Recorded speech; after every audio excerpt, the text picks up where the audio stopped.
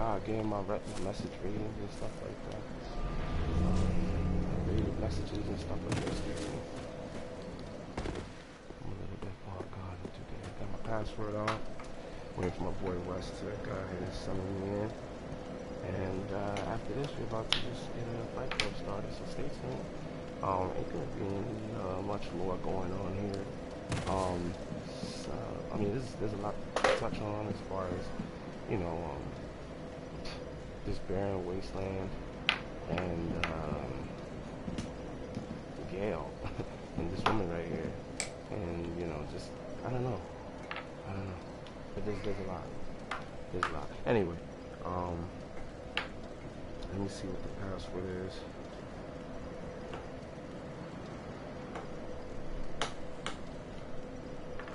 Alright. If you start watching this at some point, you know what I'm saying, whenever you jump on, just know, whenever you see this live stream going on, that we're actually doing it in real time. So, you know, feel free to join us. You know, feel free to join us. You know, throw you in the chat. We can actually have a little bit more discussion about the lore. You know how much I love that, right? I love the lore of the game. I love, you know what I'm saying? But it's a pretty good story.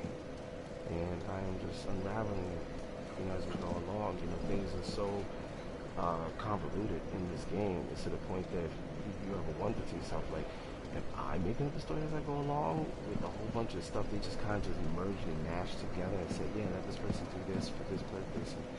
No, it seems as if there's like some sort of story there. At least I like to believe. And a lot of things tend to match up with other things, and sometimes it seems like it's matching up, and then it don't. And you go, man, come on, man, like that's, you know. But if you take it for face value, when it looks good, explain the argument through other artifacts and such, location of items, things, you know, it'll set you in all different directions, you know, but in all reality, a lot of it just loops right back around again, and you know, it just kind of reaffirms what you're saying. So, you know, my tonsils is itching. I would like to see what you guys think of the story moving forward, like what's going on, you know, what's happening, and just basically just try to start something. Okay, so Delta's already starting a group, but I can't go to that. Delta's gonna have to join us. Sorry about that, folks. I'm just headed to my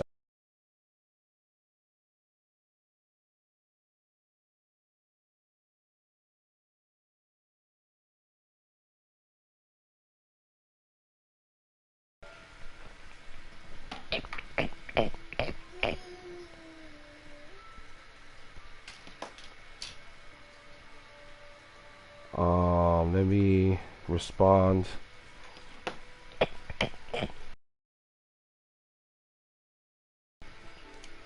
I'm back. All right.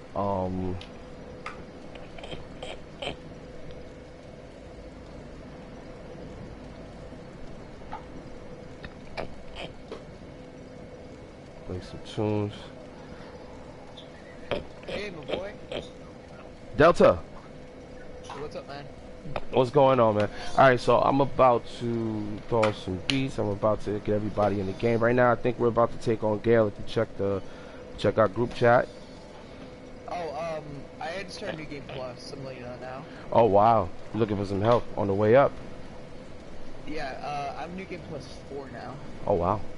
Alright, well, it's harder, better. The better? Yeah. I've defeated Darkita Madeir, just so you know that. Oh, wow. Oh, that's dope. That's dope. That's good.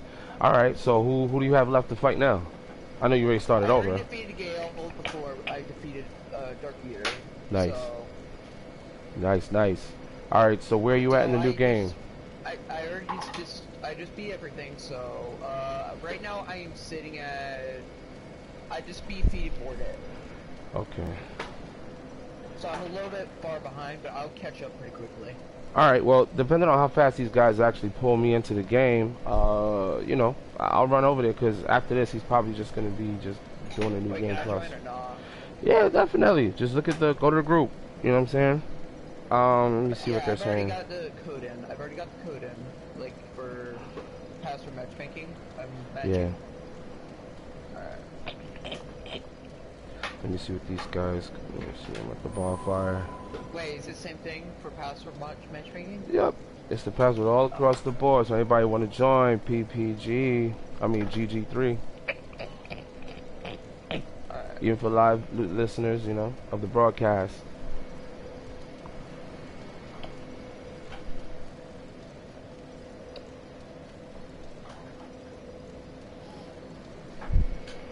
Alright, did it say I joined you?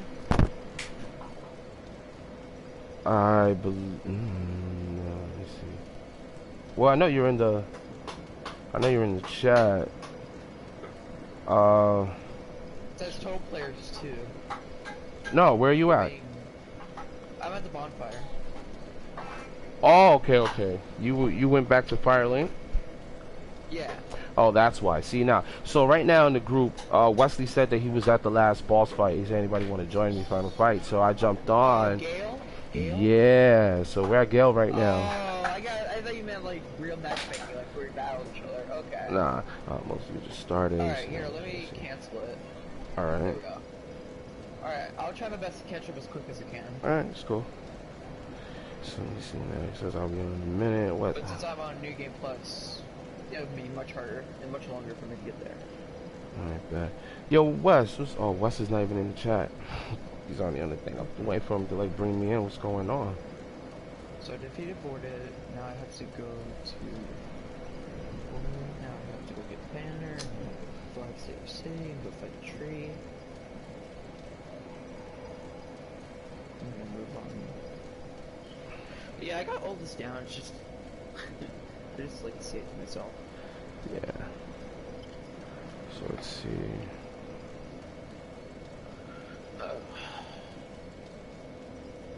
You said you were going live. Yeah, I'm live right now. Oh, so they can hear me or not? Yeah, I'm waiting for them to pull me in. And then I can start having discussions and talking and laughing and joking and putting the music on. Yeah, I'm sorry if I can't help you with Gale. I've already seen them and... No, I'm helping him. Oh, okay. If only I could, like, join you guys from here. That would be nice. Yeah, right. Once you just started, you never... Yo, Wes, yo, what's up, man?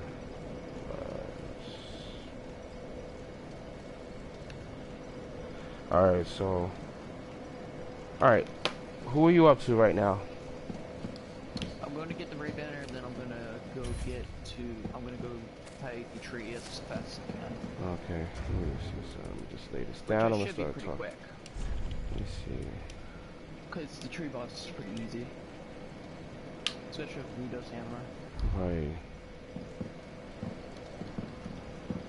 Small Waffle banner. I might need help with the demons again, but that would be fine. We can do that another time. Yeah. So I like the demon fight. Yeah, they're fun. It's just they're hard.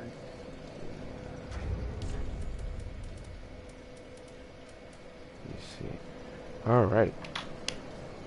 So I'm here at the last bonfire, and you know, I try to look around for some evidence. Oh, I'm being summoned to the world. Good.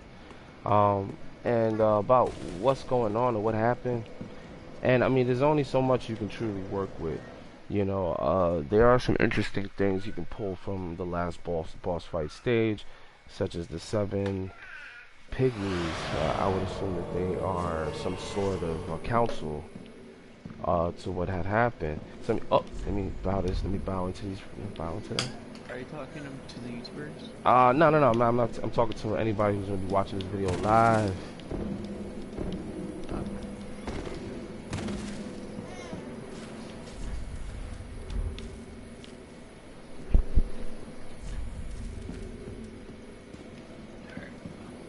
Bonfire lit. All right.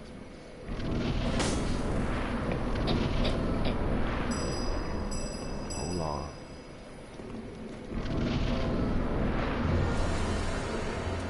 I can tell.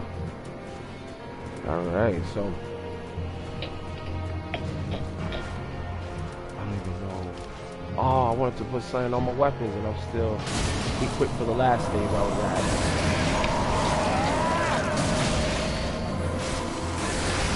I'm gonna let these guys think I don't even know how to play.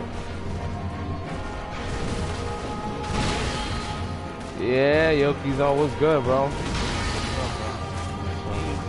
Kinda sucks. Alright. That's it. Alright, I'm in there. Go.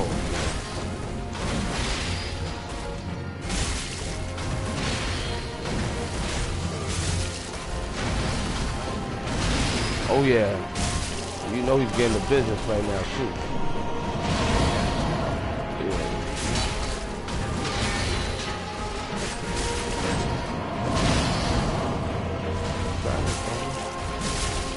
Suck it, boy.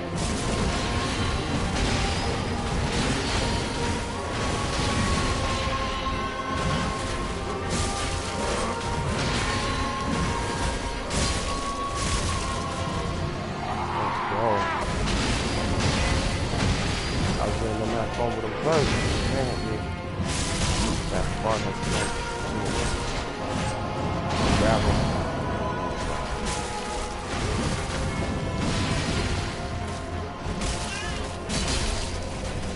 Oh, I love how I can look at the combo,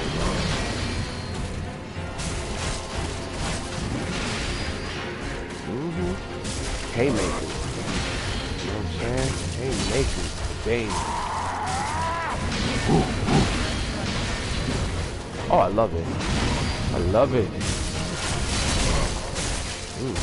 You're like, yo, this is what Darksouls is made. Yeah.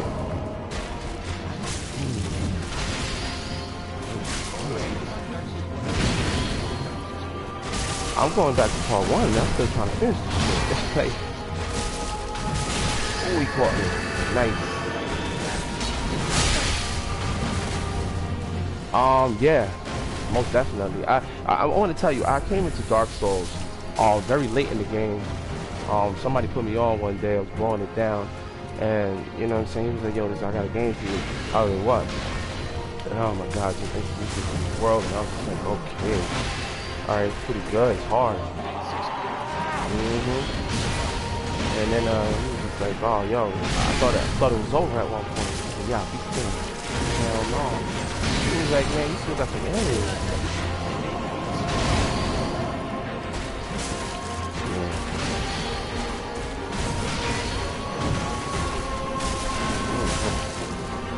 That's why still to this day I'm still doing investigations, because I be playing with people and they don't even be knowing that there's secrets there, and they've been playing for a while. And I'm like, yo, you ain't know what you here, man? I'm like, alright, there's a lot more to discover, man. So yeah, exactly. So, you know, I know for a fact that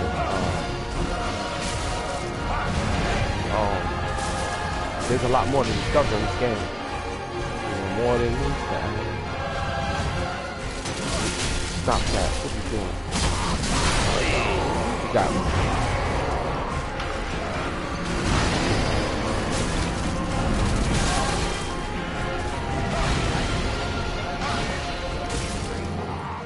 Off of the wisdom tree, and why is it all cursed? Think about it. Now, alright, so let's take a trip back, and I'm glad you brought that up, because I'm actually rocking the shield right now, the ethereal shield, ethereal oak shield. You know, these people, they were running under some sort of sect at one time and point. You know what I'm saying? I mean, obviously, you know, and as things started to come up, you know what I'm saying, people started falling into ruleship, and then, you know, little things just started happening. But, you know, from the evidence that they give us, we got dragons, we got snake folk, or the man snakes, or mandrakes, if you will. And we have the dragons, which is kin to the snakes, okay? Because the snakes are, if you read your covetous ring, you know, they're like they're dragons that never could be dragons. Like they're Like Dark Eater Madeir. uh, no, cause You can Madeir never is count yeah he's a dragon, no less. I think they might have raised him no less than how they raised other beings, and it's like it's so funny because at the end this last boss, okay, his daughter's holding an egg. Her daughter's holding an egg. They're so evil. Why is he so mean? Okay, look at what everybody's been affected with in the entire game. Now, I'm not talking about Yorm. No, I'm not talking about him. Just look at the armor slayer on the bridge. That's living armor. Nobody wielded that armor. It was created in the abyss. That's why your man Gwyn put a seal on all of the on weapons or anything that was created in the abyss. Because if you look at the dark armor, it's growing. It's growing. You see horns coming out of it. You don't create armor like that. Like it's literally it's too radical. And you could say yeah, it was built from some level of savagery. But what savagery? The bones of these dead demons that you guys killed. So you're gonna take all those different parts and create it? No, they were like born in the abyss. Darksouls 1, where you played the Dark Lord ending. Hold on. No spoilers. No, wait. No spoilers. We're not to that yet. Yeah, no spoilers. So, cause I never, mind you, I told you, I'm still in Anne Orlando, bro. Come on, man, you killing it for me. I don't want to kill it for you. I'm sorry. Hey, where y'all at? Oh man. Right now. No, it's cool. Don't worry about that, man. Either way, I'm gonna see it anyway. I'm at Gale's fight. I got my sign down, but I was waiting for Wes. Wes didn't pull through, so now I'm just like waiting for him to get his shit together. And I'm just whoever brings me in, I'm gonna just fight. That's it. That's all it is. I'm about to switch up my weapon though. For real. But yeah, so there's living armor. You know what I'm saying? So these things. Dragon armor, like it was part of an ancient cult, basically. You can call it a cult, yeah. You know what I'm saying? But it's what? Nah, you can't say that because look at where the abyss happened at. It happened down in the Ring City. Those are all of those little guys with the shells on their back. You guys don't recognize that as the cloak of the cleric? That's the cleric's cloak. There were churches down there in the Ring City. Yeah, exactly. That's why all the churches were collapsed, all that, and then they got corrupted. Exactly. The abyss is bad. You know it's bad. Gwen knew it was bad when people in the church started deviling into pulling up the darkness in human beings. You know, there's two aspects. I mean, because at the end of the day, like I tell everybody, people don't know the storyline. My lives is so that people understand what the heck is going on, and I'm gonna let people know exactly what it is, yo. The Dark Soul, it's that little, it's nothing. It's a dreg, which is the same thing that Aldrich is going after. Okay, it lands right in your spine, right? That's where it grows from, right? And as you walk through the cathedral. You know, the Cathedral of the Deep, what happens when you go to the graveyard? There's some of them, right, that are walking around aimlessly, and then when you get too close to certain ones, this whole other horrific monster rips out of their stomach, out of their pelvic area.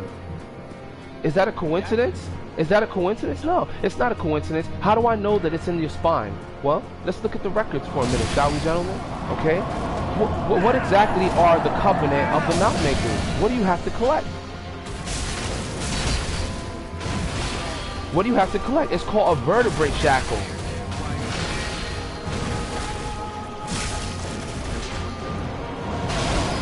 Corrupting hook? No.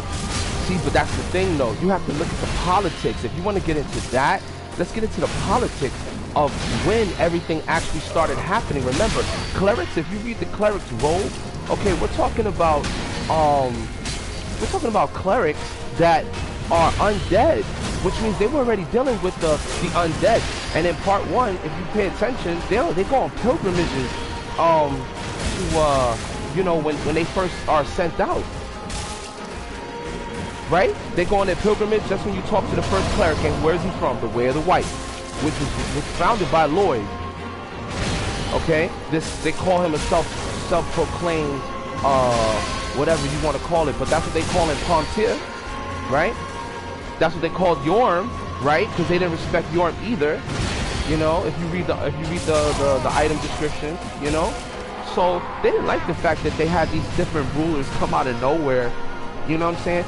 And you know, Lloyd had, you know, I read a lore where they were talking about Lloyd losing his money, right? And this came from the idea of the coin that you break for luck. Okay?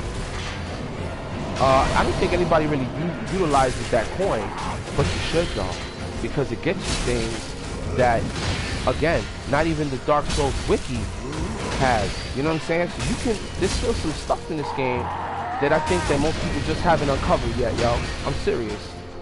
And the storyline is crazy. You know? Yeah, the coin is something that you use, that it was a man who lost everything. The funny thing about it, though, is that you get it off the maidens that are in Yorm's place. What is your, oh shit, he got me real good with that one. I didn't even know he was coming to me. That was really ratty. That was dope. Dang, that's good. Cool. The dragon, oh, you talking about the armor. Nah, dude for the Dragon Slayer axe.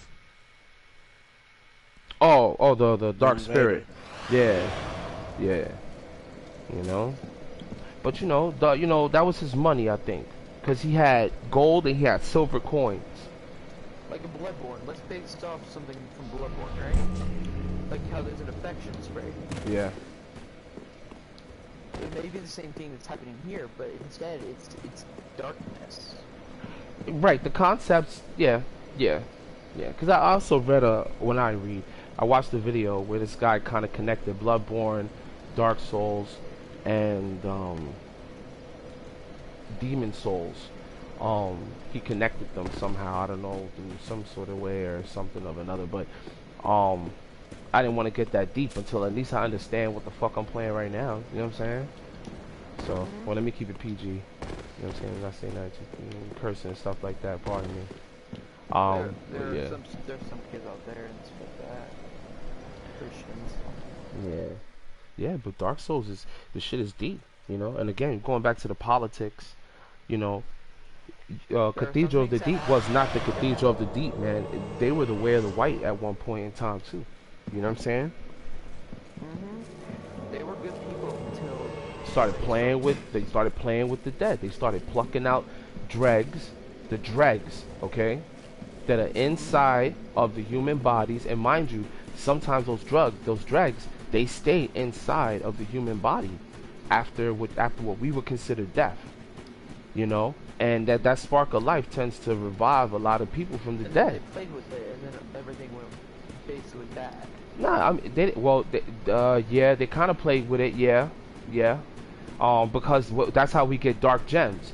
If you don't know, like not the crystal gems, but the dark gems, the ones that let me pull up the name real quick. Let me see. Yup. Nah, that's a raw gem. Yeah, no, deep gem. Excuse me, a deep gem. Deep gem, yeah. Okay, that's how we get them, because of the Cathedral of the Deep. Because they're there taking the undead, right? And they're plucking the rest of the souls out of people. But you see, I think it got to a certain point where they started, you know, early on the humans, because that's what Aldrich was doing. Aldrich was going around like he collecting people and eating those motherfuckers. That's Aldrich's whole story. You know what I'm saying? He was eating human beings. Like he started eating people. You know. Exactly. And it's just, you know what I'm saying? That's some real sick shit happening in the church. You're like, who the fuck gave birth to this kid? You know, like what is going on? You know. Or what happened to him? What? Yeah, exactly. Still here. Exactly. So I'm saying to myself, like, yo, he must have chowed down. Cause Hand you know, it over that thing. what's the Your when you dark eating meat? soul. Let's say chicken. You know, some people eat the meat all the way For down to my the marrow lady's of the bone, painting. because the inside of the bone, there's some softness, which is dried blood or cooked blood, if you will. Okay? So the dark soul can remain inside of the person's bone. Correct. So, you know, look at your boy at the end of the game, or Gale. He's sucking the blood out of all of these people. He's sucking the blood out of them, and they running away, right? You're like, yo, why are you sucking these dudes' blood? And then at the end, you beat the crap. Well, not the end, middle ground. You beat the crap out of him, and yeah, right. He starts to pay attention, and the effect kicks in, because now it's like survival, you know. So now it's just like, oh, absolutely, absolutely.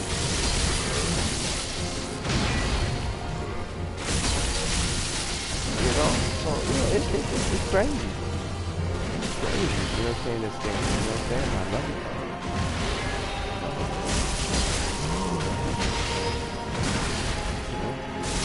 Tell me this story. That's good. Give me something. That's something to work with. You gotta do something. Oh,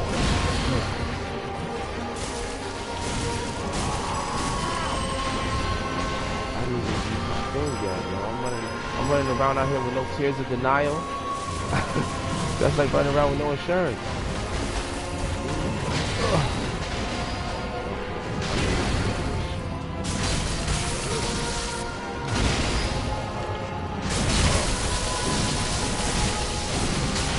They be going crazy on her. If they're losing too much, the Gale comes out of nowhere.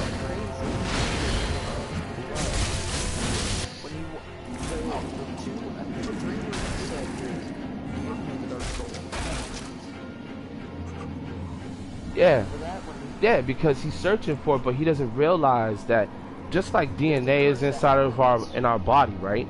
It's already in the blood of the person. So you know, it's just, you know what I'm saying? Yeah, the dark soul was never meant to be in this world.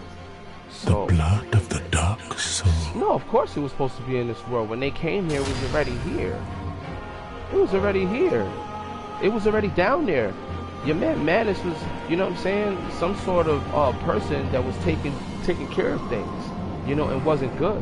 What the hell did Filianor kill? Filianor killed a mad pygmy, a mad king pygmy. I'm like, where's the, like, what's going on? What's the story behind that? What happened? You know? Well, did she end up becoming undead too? You know? Like, who's the mad whatever? And he can curse people at that. It's weird, man. I'm like, why are you going after the pygmies? And, you know, they never gave the pygmies any credit for sacrificing themselves for Gwyn's purpose. You know?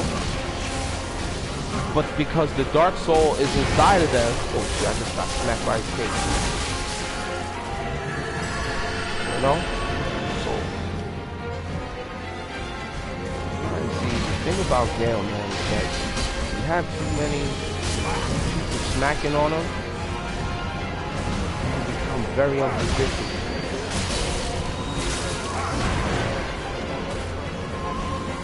Absolutely. All those souls he done drank in blood form. It's most blood in the rawest form that it could be.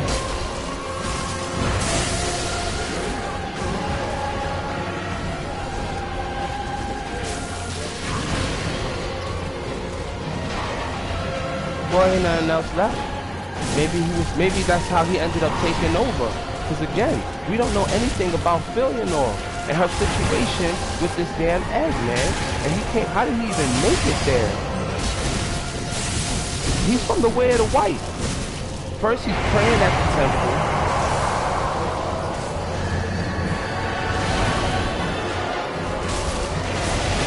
Oh my goodness. He got me good.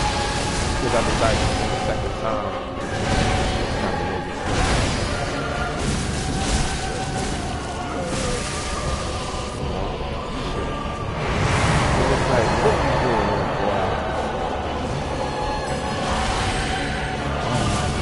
This guy really just went over my direction on there.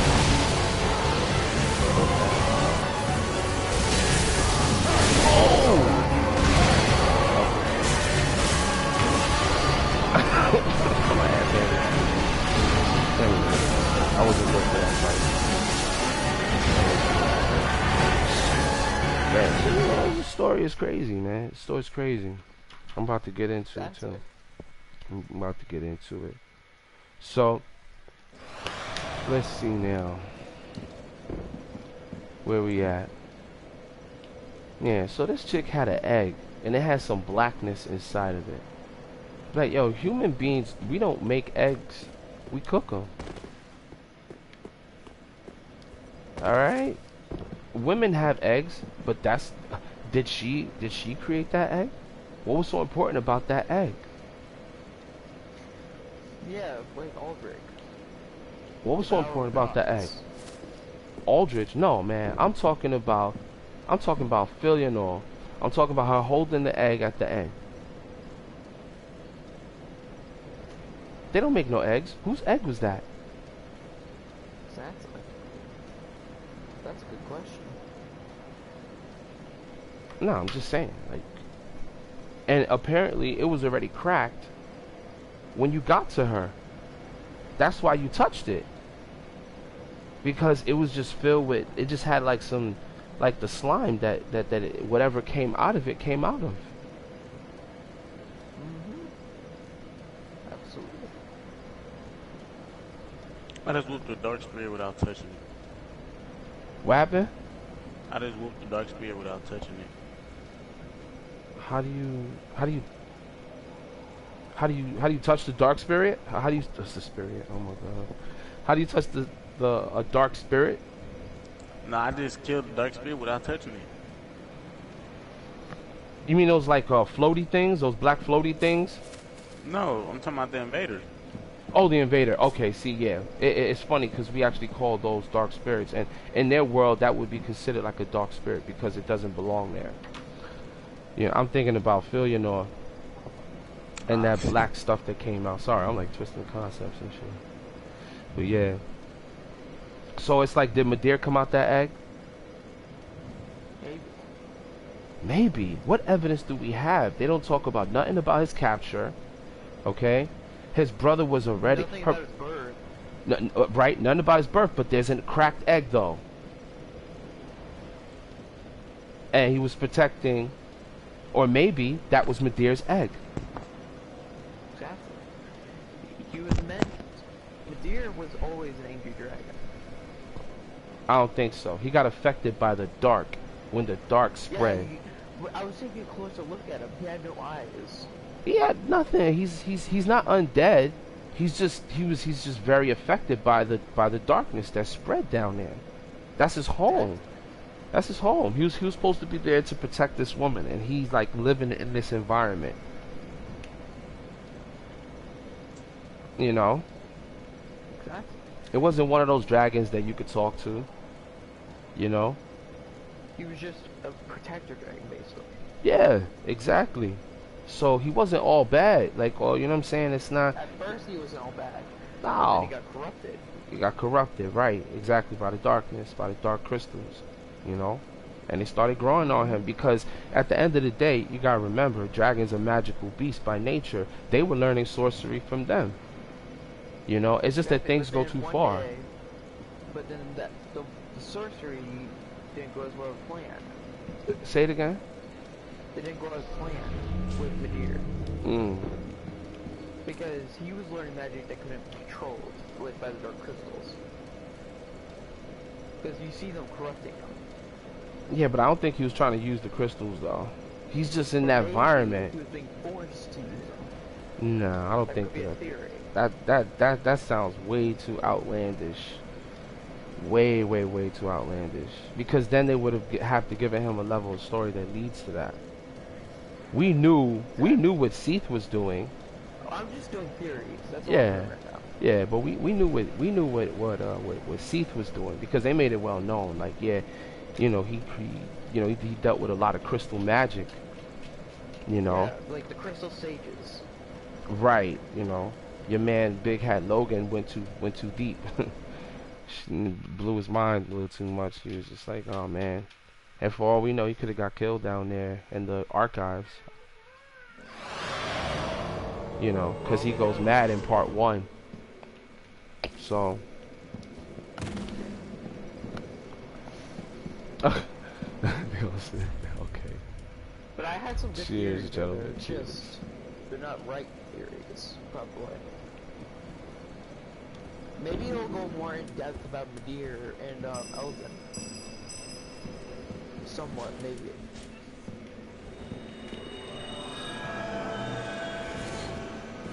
Does anybody have what I got? Oh, ho, ho, ho, ho, ho. Let's go.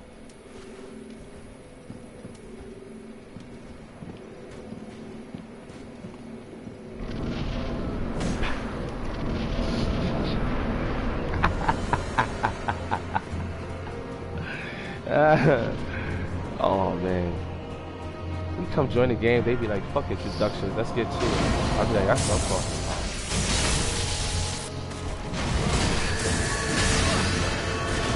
I couldn't even move, this fat nigga in my way.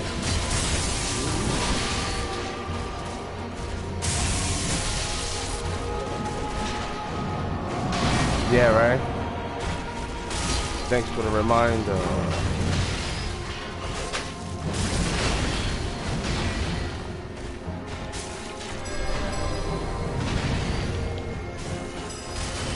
Play with this little house.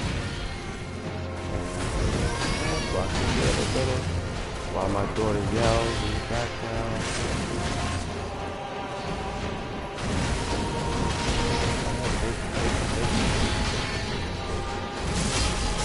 Yup.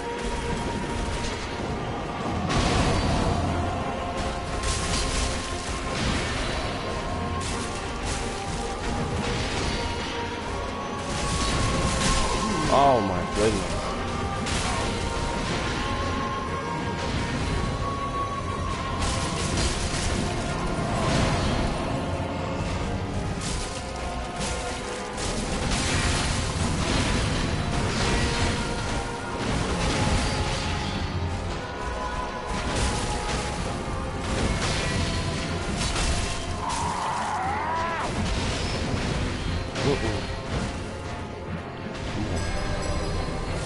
This up.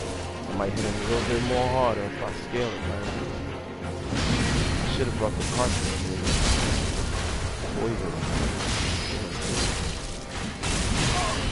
Oh my wings, boy. I'm just starting.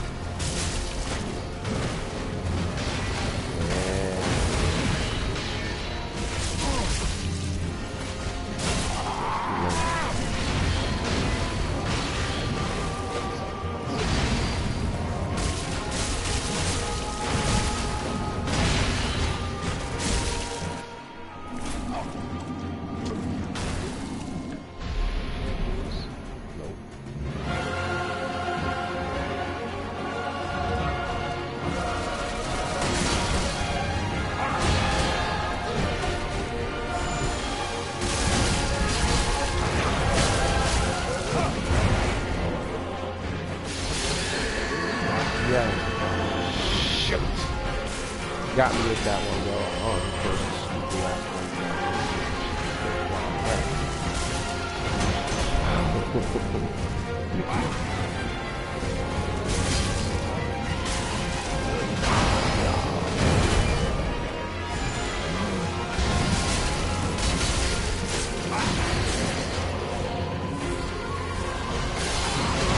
Oh my goodness, it's raining, bro.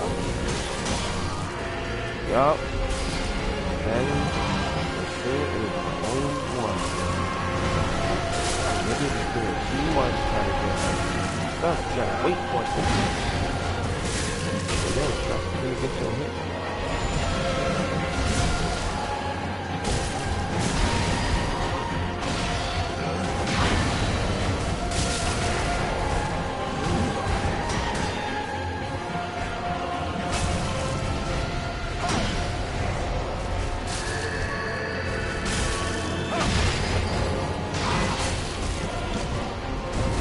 This dude right here is walking around him with a shield like a fucking fool.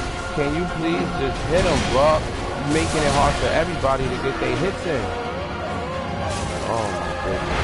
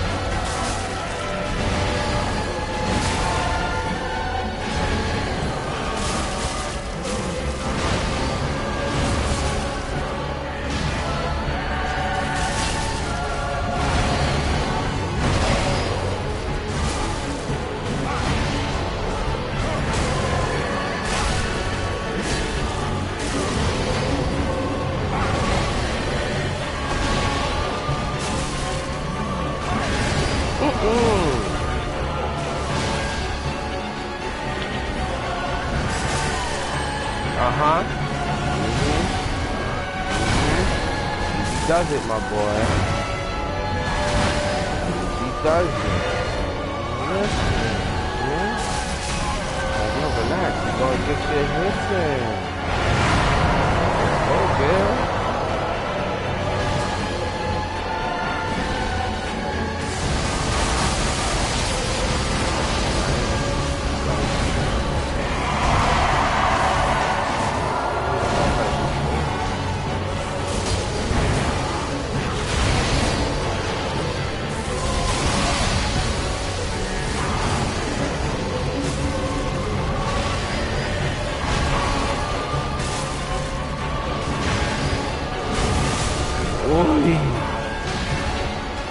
Alright.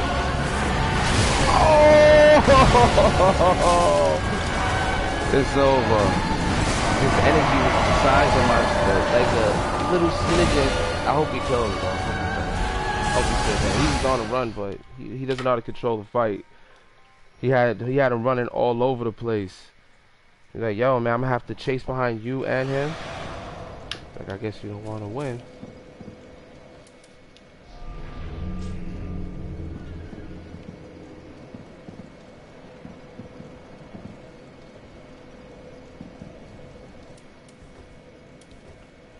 I'll be right back, Kimmer.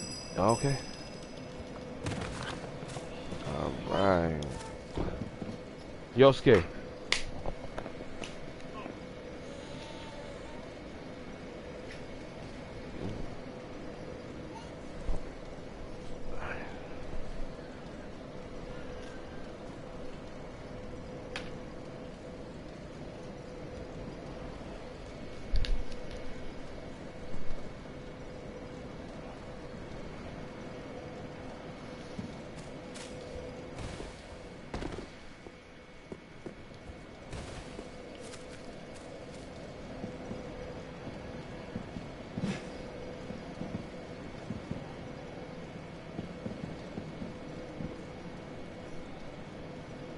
Alright, hopefully somebody else is in here to pick up. If not, I'm going to a different spot. But there's a couple bloodstains in here.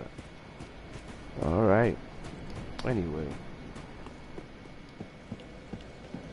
So yeah, so let's chill for a minute while we discuss a little bit of Dark Souls lore. Just waiting to get summoned. Yosuke, you playing? Oh, he didn't respond to me, so I don't know if he's in the call right now. I know Wes wants to do a fight club.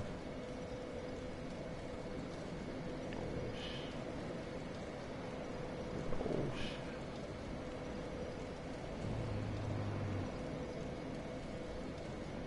Let me see something. Oh, I got something.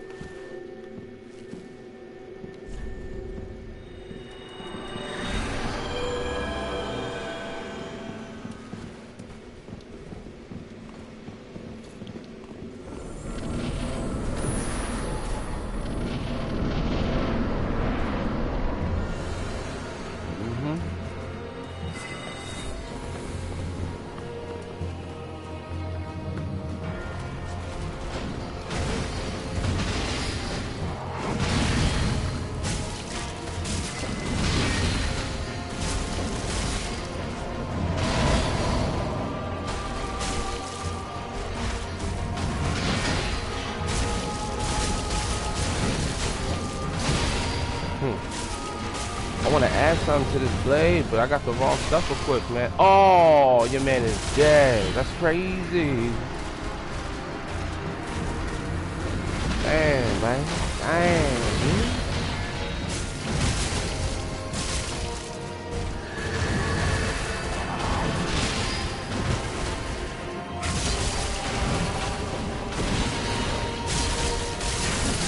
Oh, my. This dude, yo, why you standing right behind me, dog? Damn, I can't even move out of the way. Oh my goodness.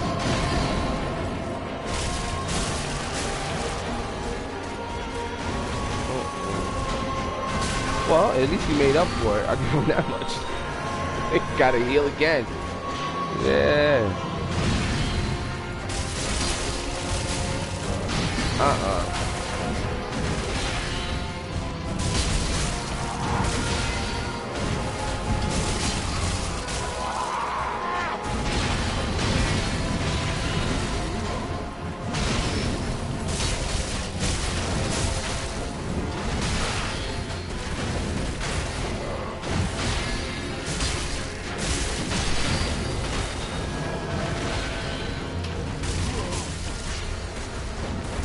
There you go. Somebody's playing their part. That's what's up. Yes, do the healing.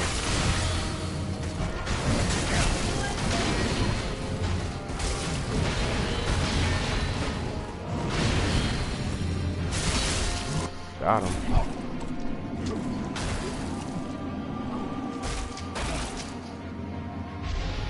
Oh.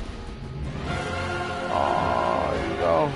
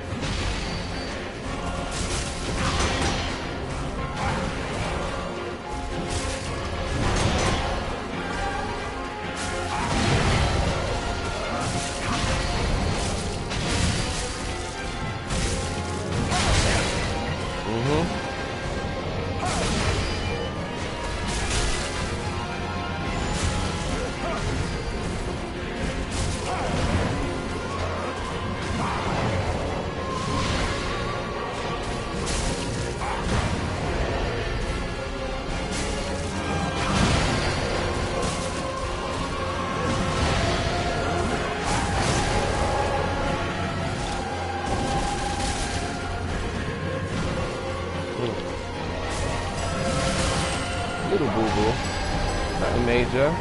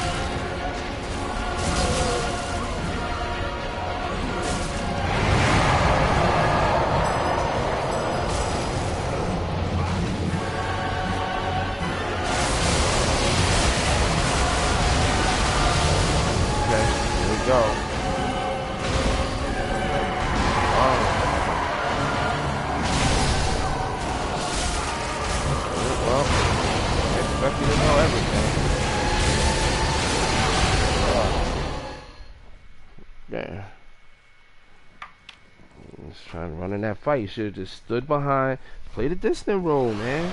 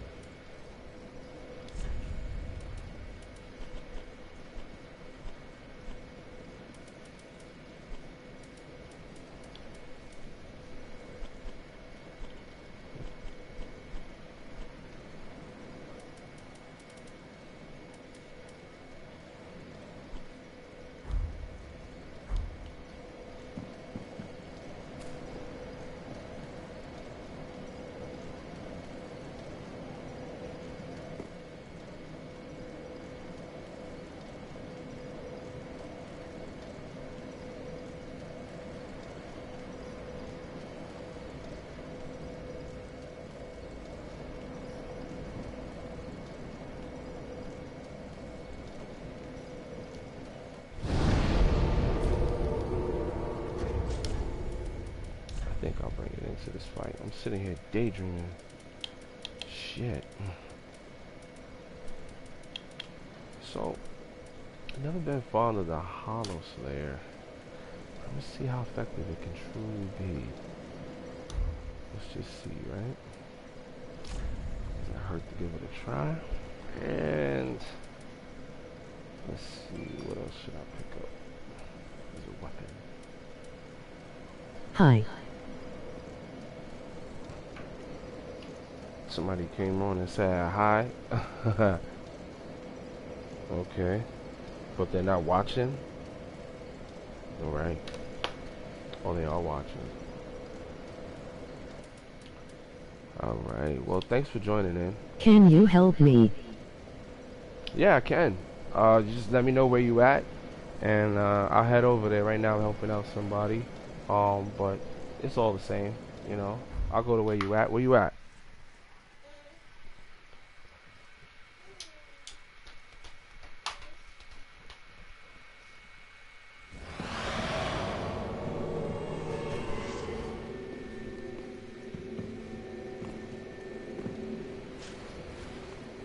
In the final boss.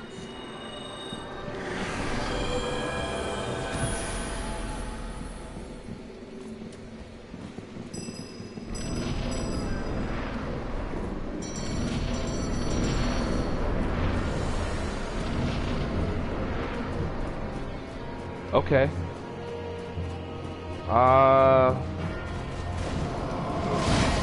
You is PS4? Yes.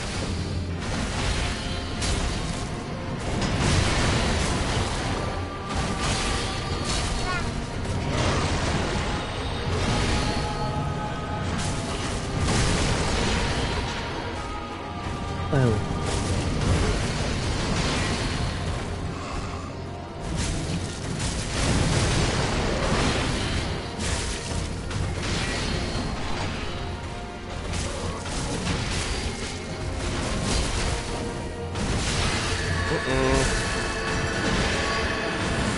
I can't go with you. Come on. In Xbox.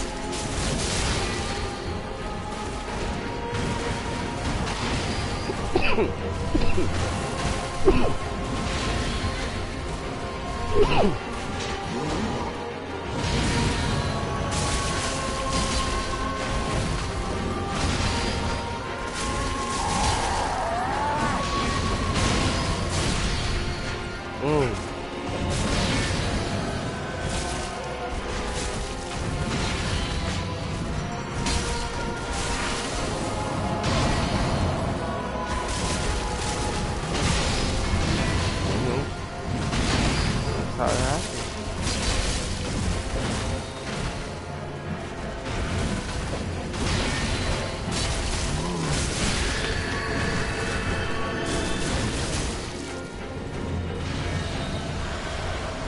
Thank you very much, sir.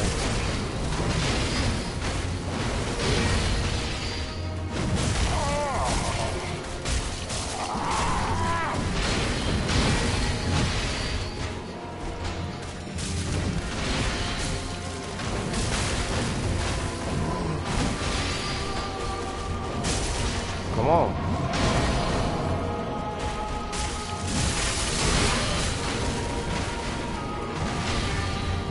He's too erratic.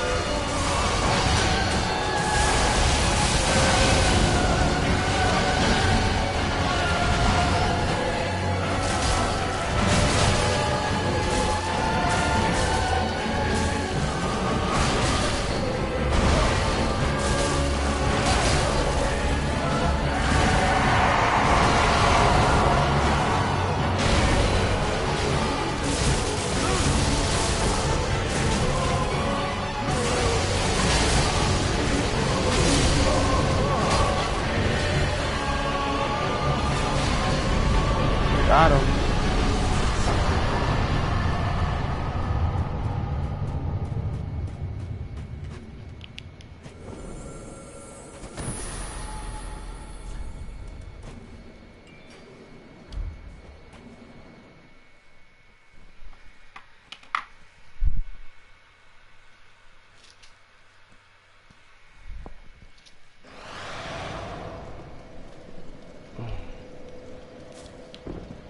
Intense fight. Intense.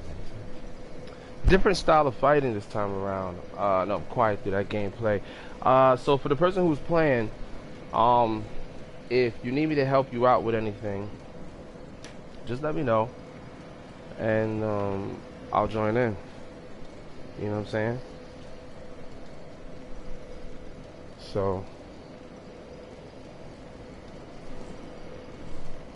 right now I'm just here sitting, waiting for somebody to like call me in.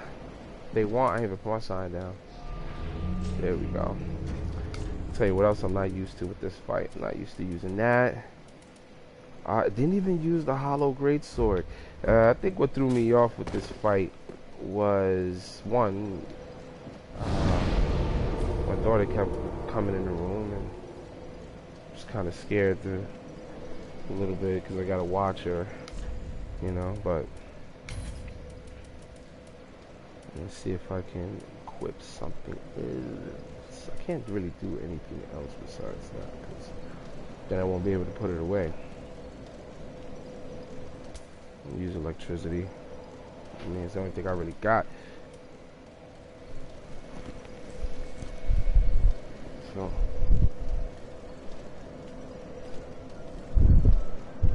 where is she?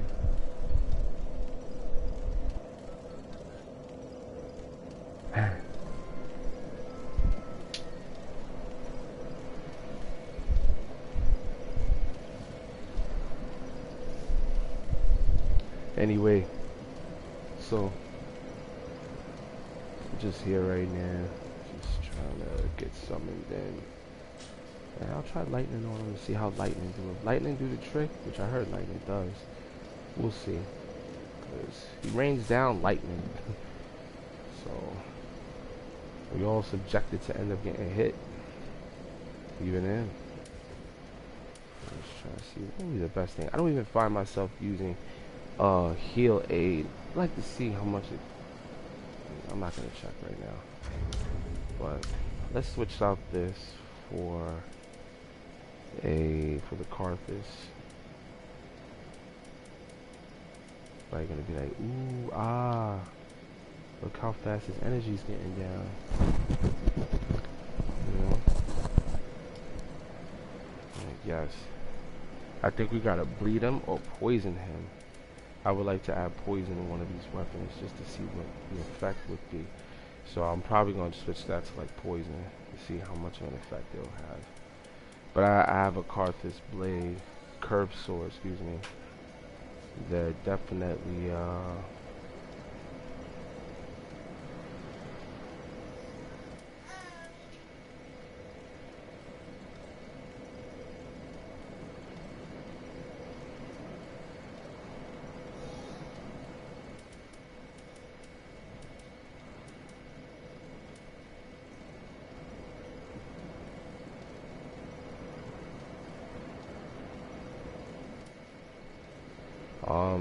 my mind.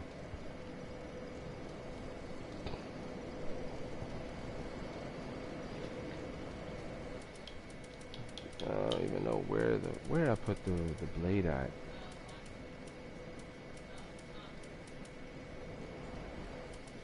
My curved sword. Oh, there it is. So curved sword.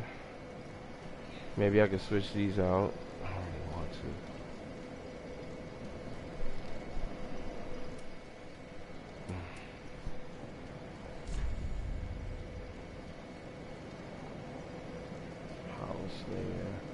Which I really didn't get to use on him anyway. Let me see something quick. What abilities do we have with this sword?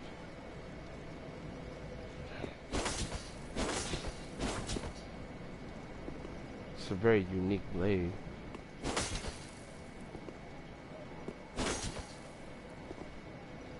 It's the way.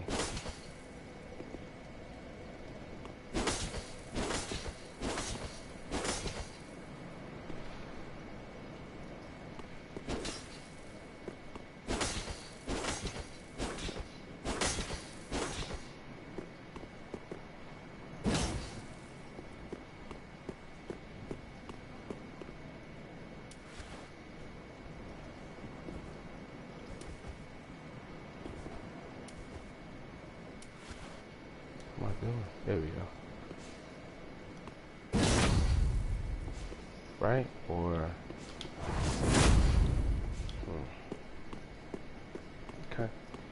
So when the fight comes back, I'm gonna try that and see if those things work on him. So... Let me drop my sign over here instead. For whoever was on or watching, if you need help, just let me know. What's your password? Tell me your password. Be a summer to another world. Look, and then as soon as I start playing is when I'm gonna start getting those comments. I ain't gonna be able to really react to anything. Like, I can't exit the fight and join yours. Actually, I would, but I wouldn't do that. And if you're not responding right now, then you're probably just playing around. You know.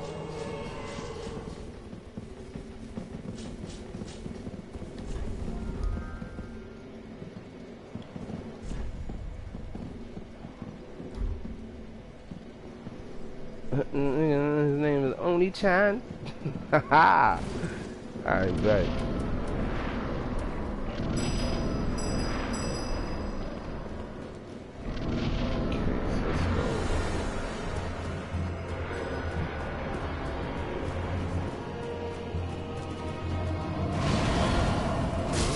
All the way that far already.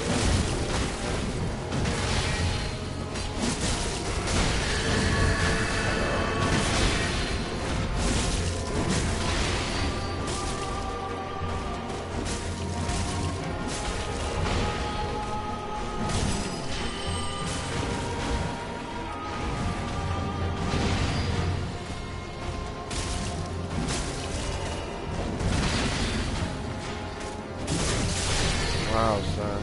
Okay. Yeah, this fight is definitely not ideal for me right now. Or maybe it's just this sword, man. Like, vibes is off. Vibe is off.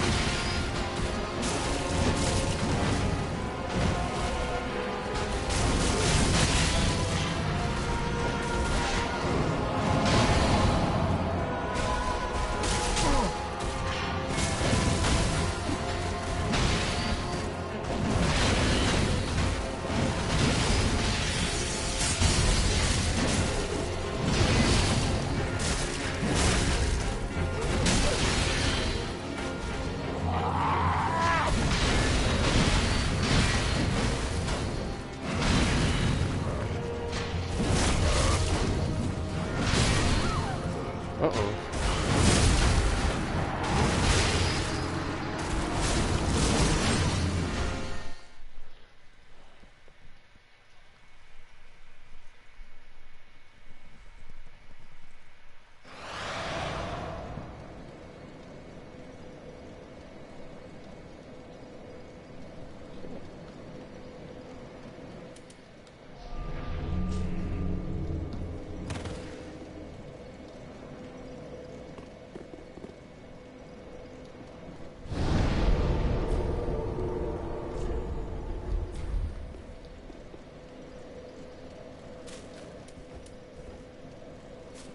And nothing can be added to this.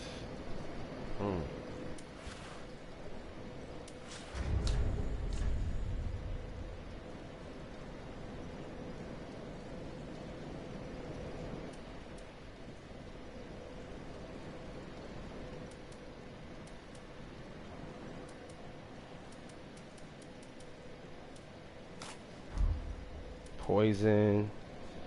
And the real heavy hitters right here. Eh, it's decent. It's not like I'm using the specials like that, so I don't really need skill special to be up. That's the beauty about that. Let me see. There I go, being summoned to a whole new world. Yeah. Miracles to get my energy up faster than I expect.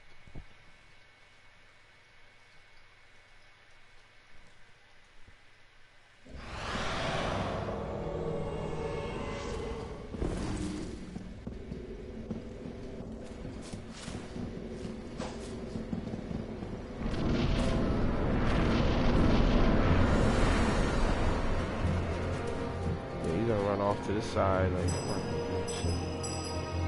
don't do that. You're gonna draw him in the wrong direction, bro.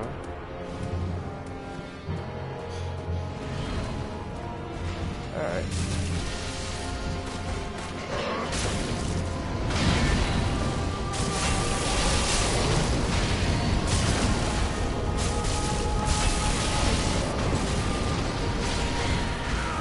Only time.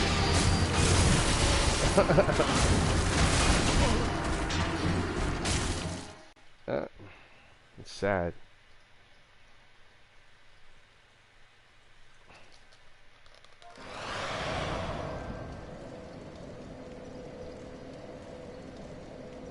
What the hell?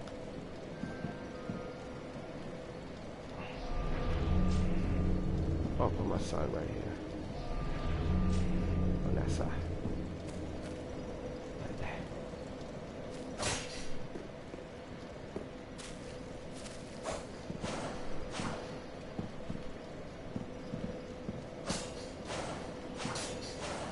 Yeah, this is more of a one-handed weapon, not a two-handed weapon.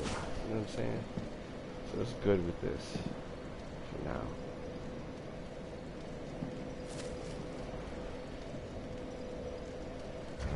So, I forgot my lives. My lives be going on, and I'm like, here, like, what the fuck?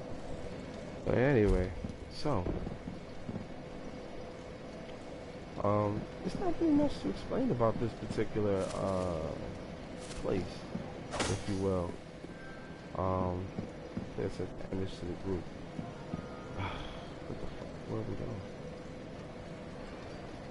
Are we summoned to another world anyway? It's all over the place.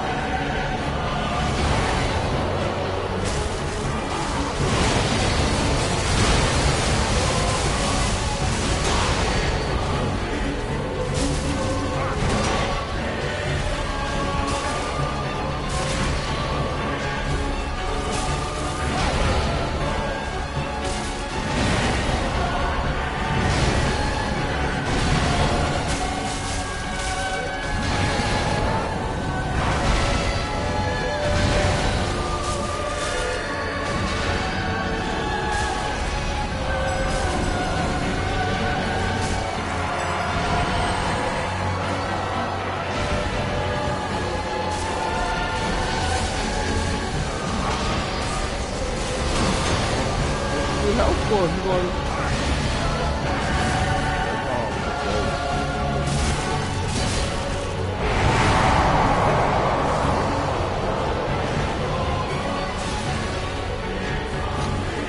All that for you to die? All that for you to die? Oh my goodness. Oh my goodness.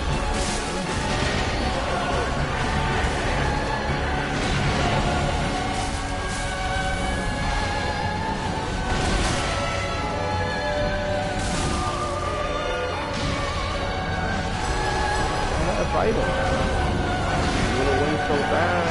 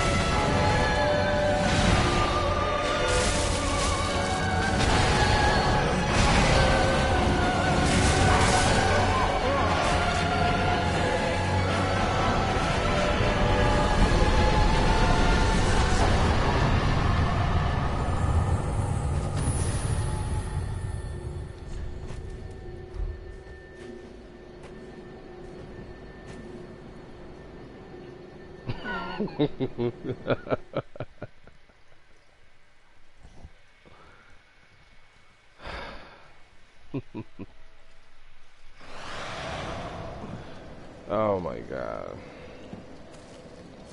Oh my goodness.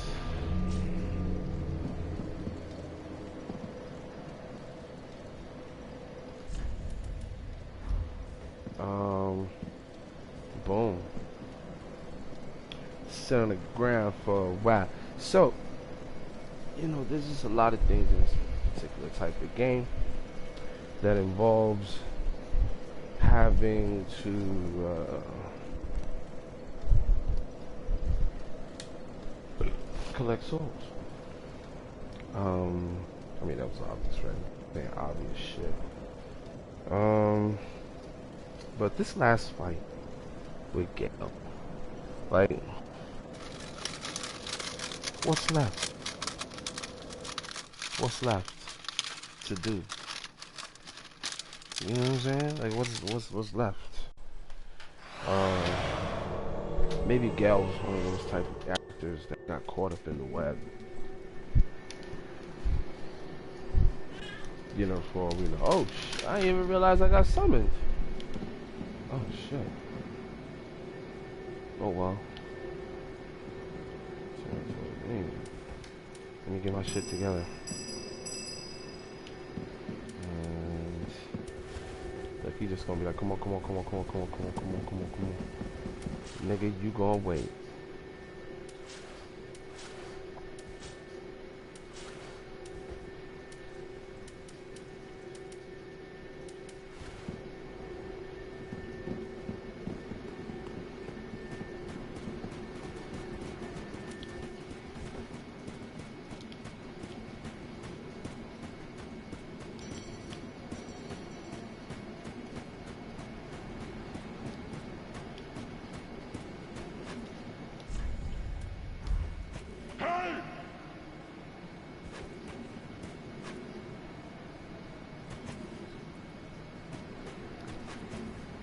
Okay.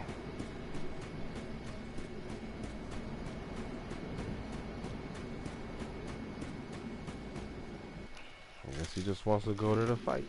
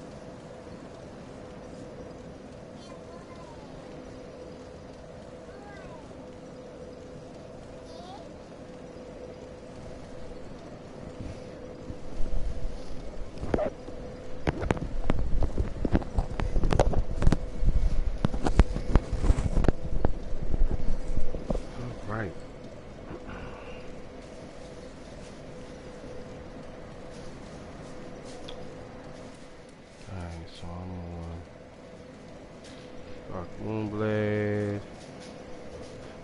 I think I got everything I need. Nobody summoned me in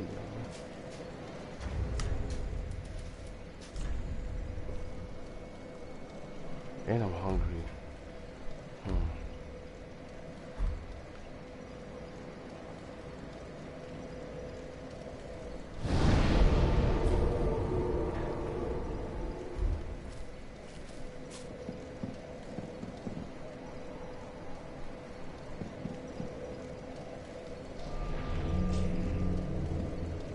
Yeah, leave my sign like that.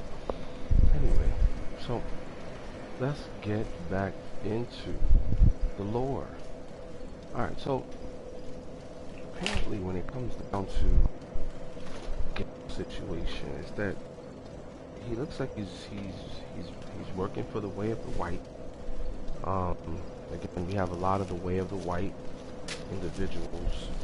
Not a lot, but we've encountered more so as far as my experience goes. Dealing with the Way of the White in the Darksouls game, you know, more than I've encountered the same type of two types of characters, if you will. I'll give you an example. I would say you got the person from part 1.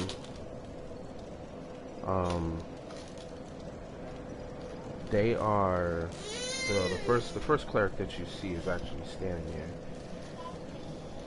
He's after you reach the first bonfire, and you can purchase things from him. Now, you got another person in part 3, and this person's journey is a bit different due to, I guess, maybe the status or whatever. But I mean, if regular clerics are being sent out due to just them turning undead, you know, yeah, it's safe to say maybe get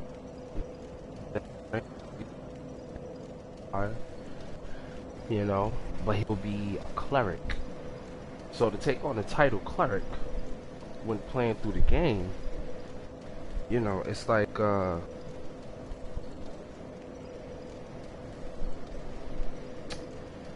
it's knowing the history, and it's good when I guess you choose characters that you want to be in the game per se. Hold on, let me see if they summon me. They haven't summoned me yet. So I'm actually in the kitchen making some food, something to eat at least. Yeah. So, and then Gale's from the Way of the White. You can tell being based on his magic, what he has, and his magic.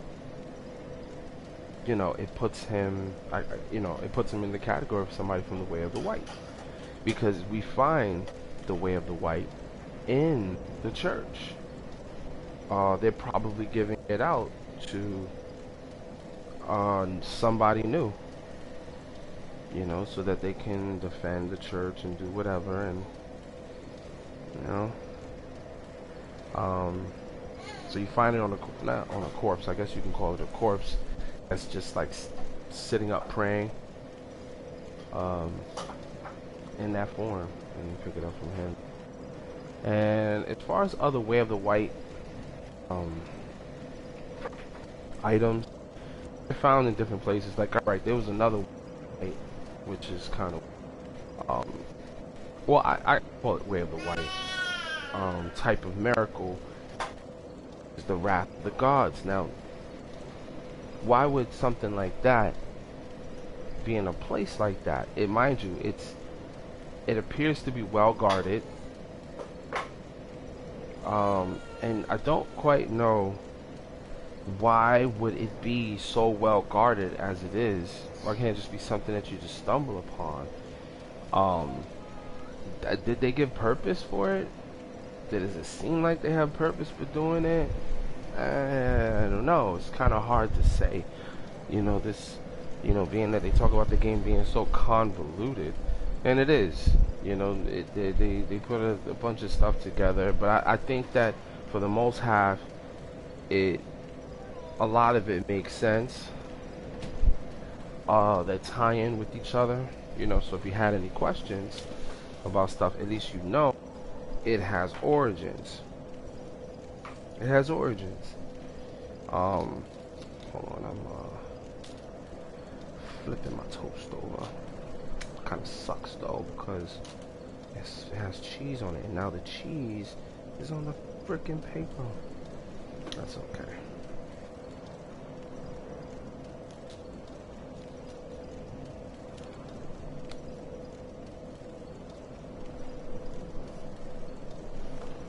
Anyway, I should let it sit a little longer. So yeah, so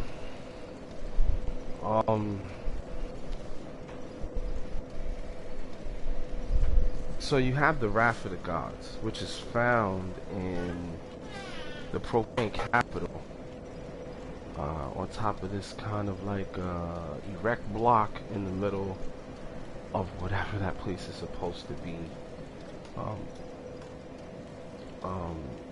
And then of course there's somebody who's sitting on the ground, and I forgot what that as. I'll have to start writing it down, but why would the block be up there? You know what I'm saying? Like, why would that be on top of the block? And mind you, you get in, well, I got in, I went to the roof first because it was shiny on top. You have to drop down onto it, right? So I went around on top where the court sorcerer is at. So you have a court sorcerer defending a Wrath of the Gods. That's not even a miracle of sorcery. There's no such thing as miracle sorceries until Aldrich came along. In a way, but it's really not. It's really not. And we can argue that as well. I'll take these out. Look like they're ready for me to chop them down. So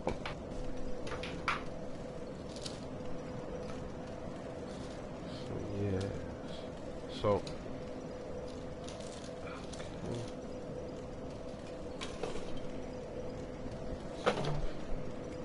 that's off. Alright. I'll chow down. Oh my god, my daughters. Thank you. I don't know where you spilt water at. I don't know where you spilt it, but oh, you didn't spill it. That's good.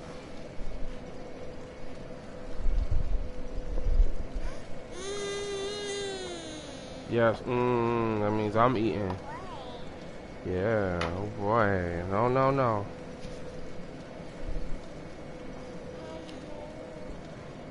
Okay, okay. So, with, yeah.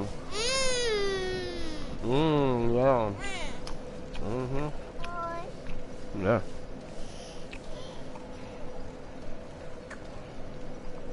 So, why would an individual such as a sorceress be on top of the roof guarding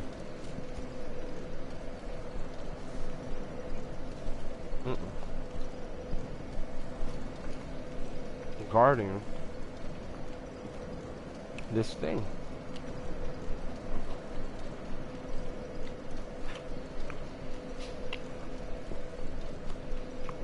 And then there's a dog downstairs, or like a dog or monster that resembles something like Manus. It has hands on fingers on. It has a hand for a head, hands for feet, and very grotesque.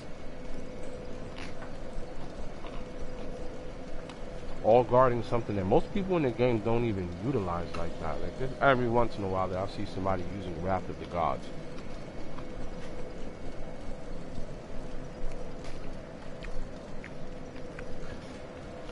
So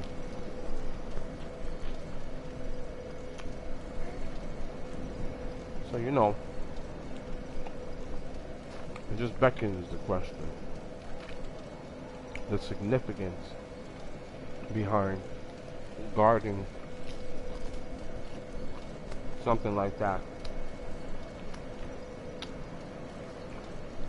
And yet nobody really uses it.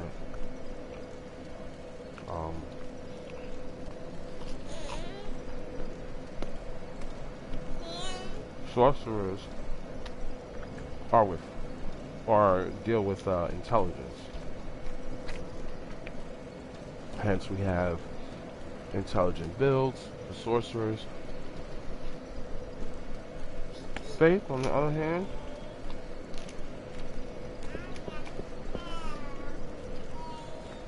no.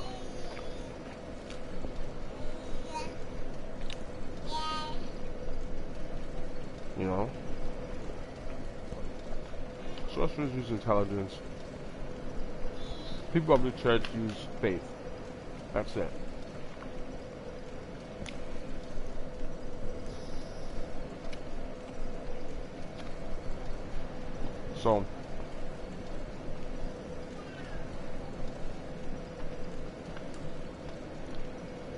So, man, this bread is good.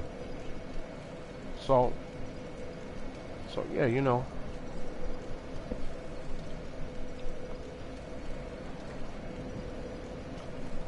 It shows a certain level of significance to it.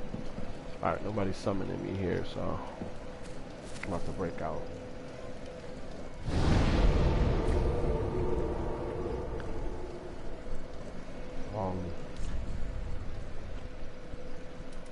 Let's go to...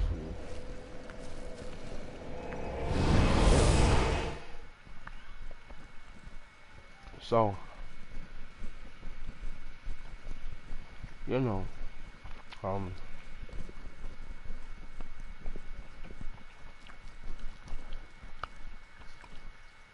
man, this is good. It's too good. Anyway, we're going back to the way of the white.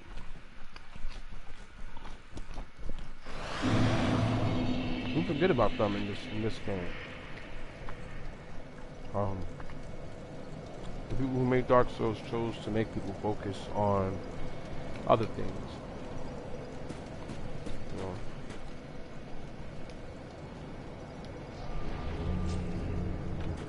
And the way of the white has a downside to it that came about once Gwendolyn hit the scene.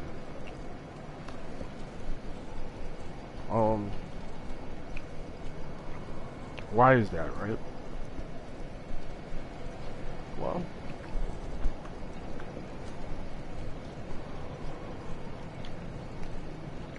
you gotta look at the facts. We have items such as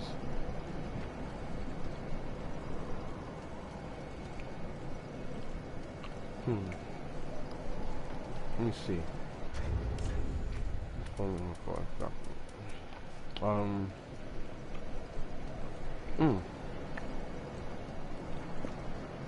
I remember now. Okay. So, look like this. Sunless veil.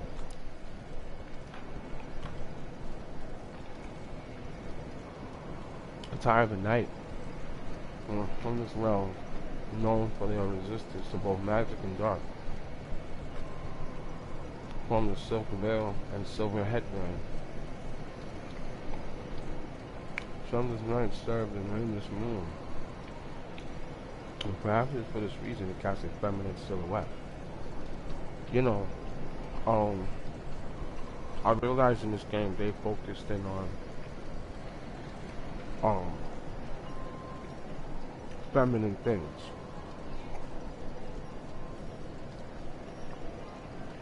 What do I mean by that? What do I mean by that?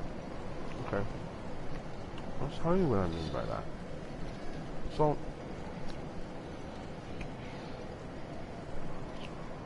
we have the, now mind you, to me these are like hints to a possibility.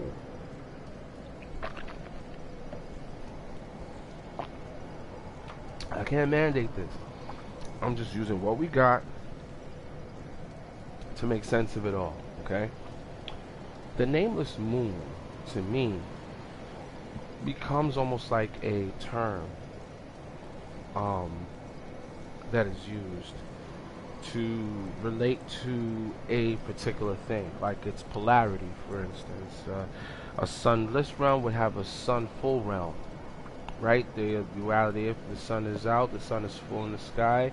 If there is no the nameless moon, okay, so this is this type of switcheroo that's going on here is we have the nameless king, okay, the nameless king, and the nameless king, right, is somebody. Matter of fact, hold on, let me see something real quick. Sorry people, let me just make sure I'm in like the, okay, so these guys aren't on yet, that's okay. So you have the nameless king, right, and you have the dark moon covenant, right, the dark moon covenant, and you say to yourself, why do we need the nameless, I mean the dark moon blades, to help those who are in need from an invader. And you know, that's all cool and because that's good, because we kind of need that, you know, whenever we're going through the game and we get invaded. You could just appear in someone's world who has that particular banner. But you know, I was reading the banner like a couple of days ago, and it just so happens that, you know, it's coming from something that's connected to something as an agreement to something. What do I mean by that? What I mean by that is what I mean by that is you get a connection. I can tell you better than I can say it. Let's just get into it. Way of the Blue. Again, you know, I don't think these are coincidences. I think that they are ways to hint at individuals, other things, like why way of, right? Because we had the way of the white, right? And the way of the white was run by Lloyd, you know, and his purpose. And slowly but surely, I believe that there became other individuals in the game who were really good at playing around with the politics and the hierarchy. Like, what do I mean by that, right? Well, to be honest with you, you know, Gwen's falling apart. Well, he fell apart. He, you know, felt scared about the whole ordeal. Then his son is supposed to be holding him down, but ends up going to the dragons. And not going to the dragons to create war, but I mean, he was already riding dragons. Like, there was a peace treaty, you know. A lot of them tend to say, you know what I'm saying, like, first off, we know that after, you know, we can make the assumption that after the situation happened with Gwen and the dragons, his son was riding out with him. His son was riding with them. Stop. No, don't take this out, Mom. Right? And at a time and place, right? Something happened.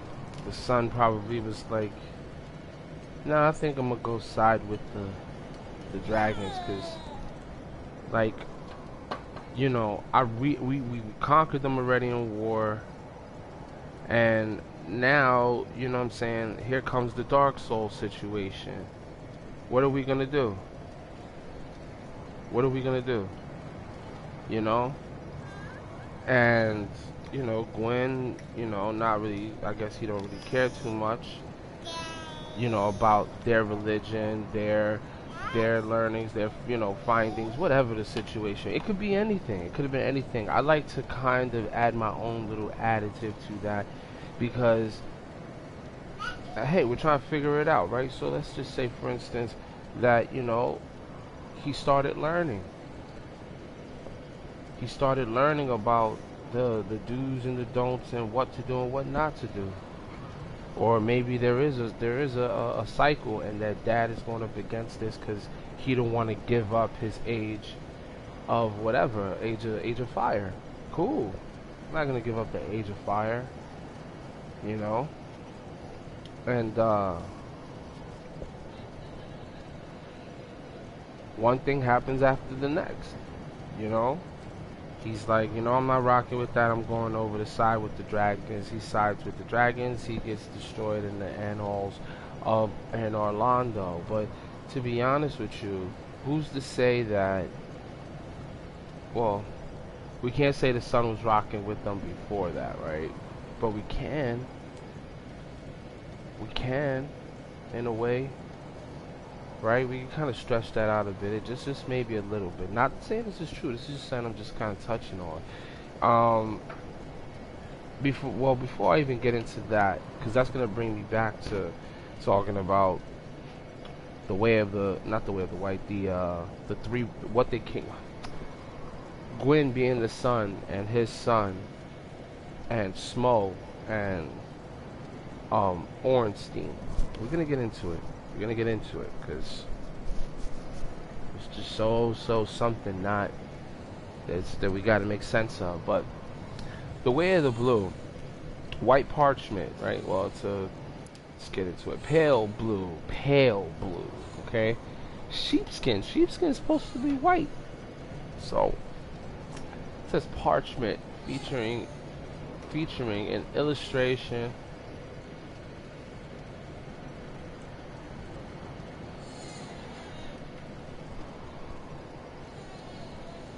Featuring an illustration of the moon. Symbol of an ancient accord. So it's a symbol for an ancient accord. Members of the Way of the Blue are the beneficiaries of an ancient accord. When a dark spirit threatens them, a blue spirit will grant them assistance and help root out the invader.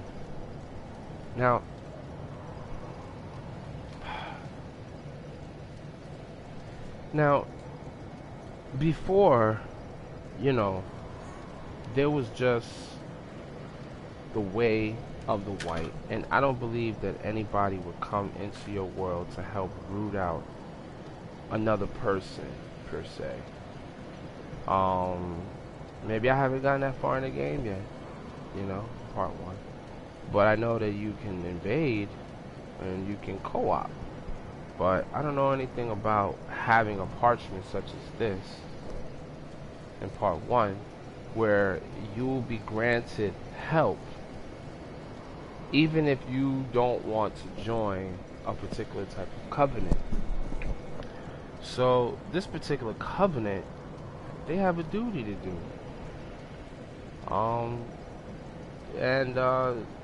The duty is, if they're part of this, which is the Blue Sentinels, right? That's what they call themselves, you know.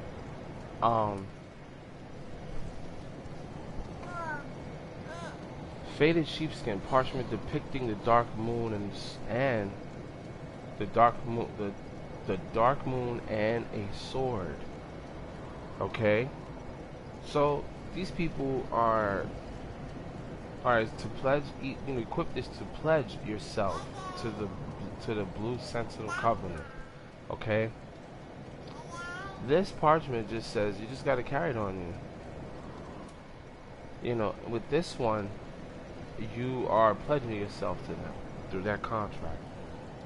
When a member of the Way of the Blue is threatened, Way of the Blue.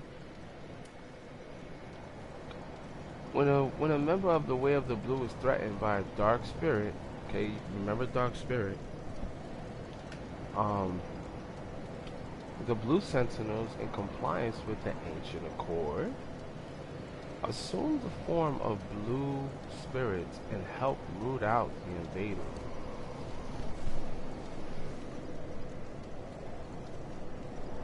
Okay? They help root out the invaders.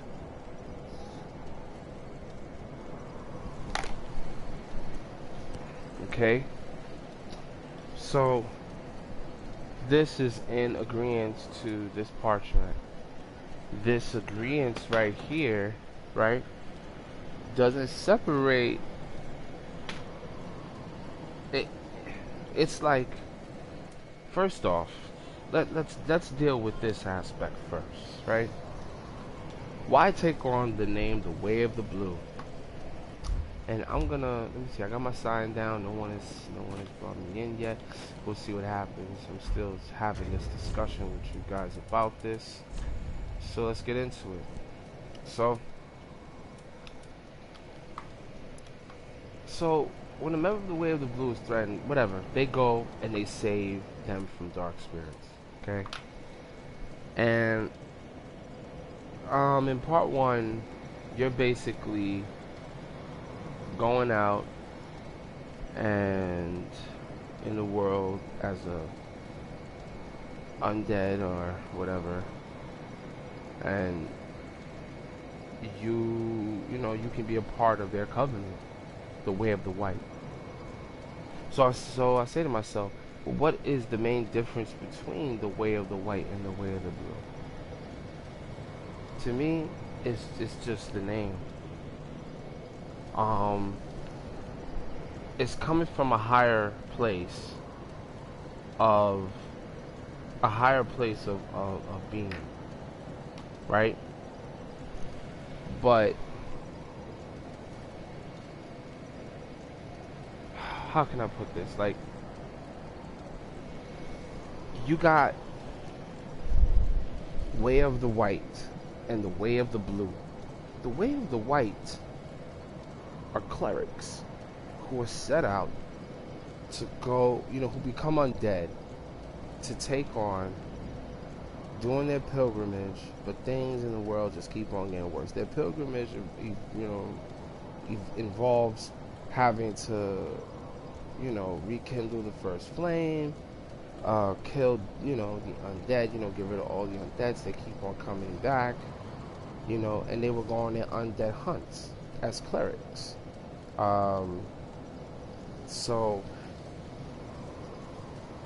there you are, there you have it, right?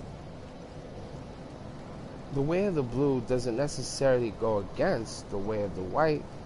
There just seems to be the type that are helping out individuals who are in need, who are not under a covenant, not under their covenant. It's a way for individuals to slowly be indoctrinated because they're getting this help along the way. They're accepting this type of help along the way, and that makes you basically, it's like let me indoctrinate you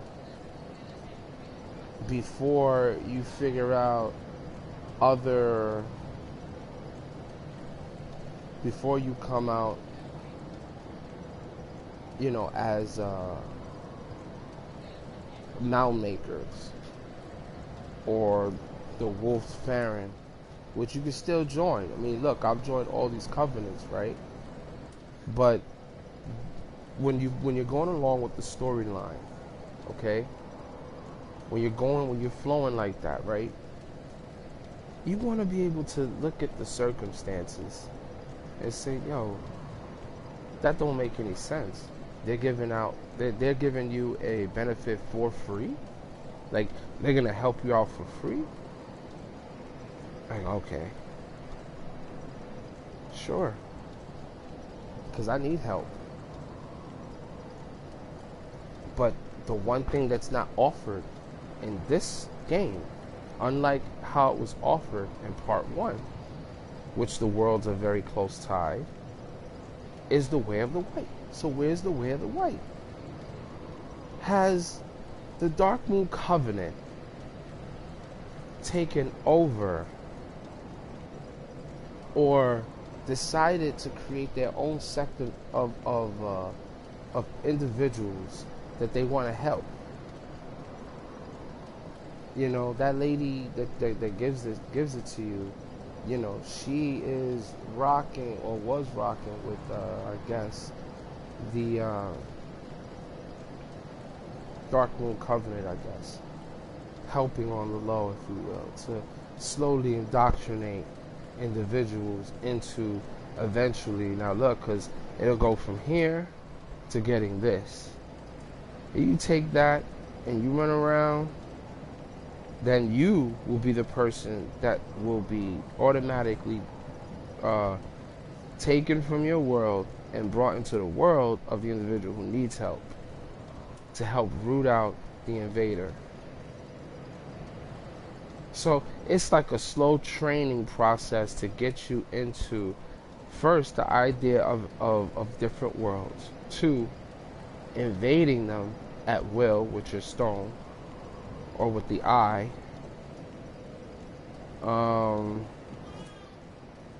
and you know, once you know how to do all of those things, you know, then you find the Dark Moon Blade Covenant. And what is that? You know, that ain't nothing but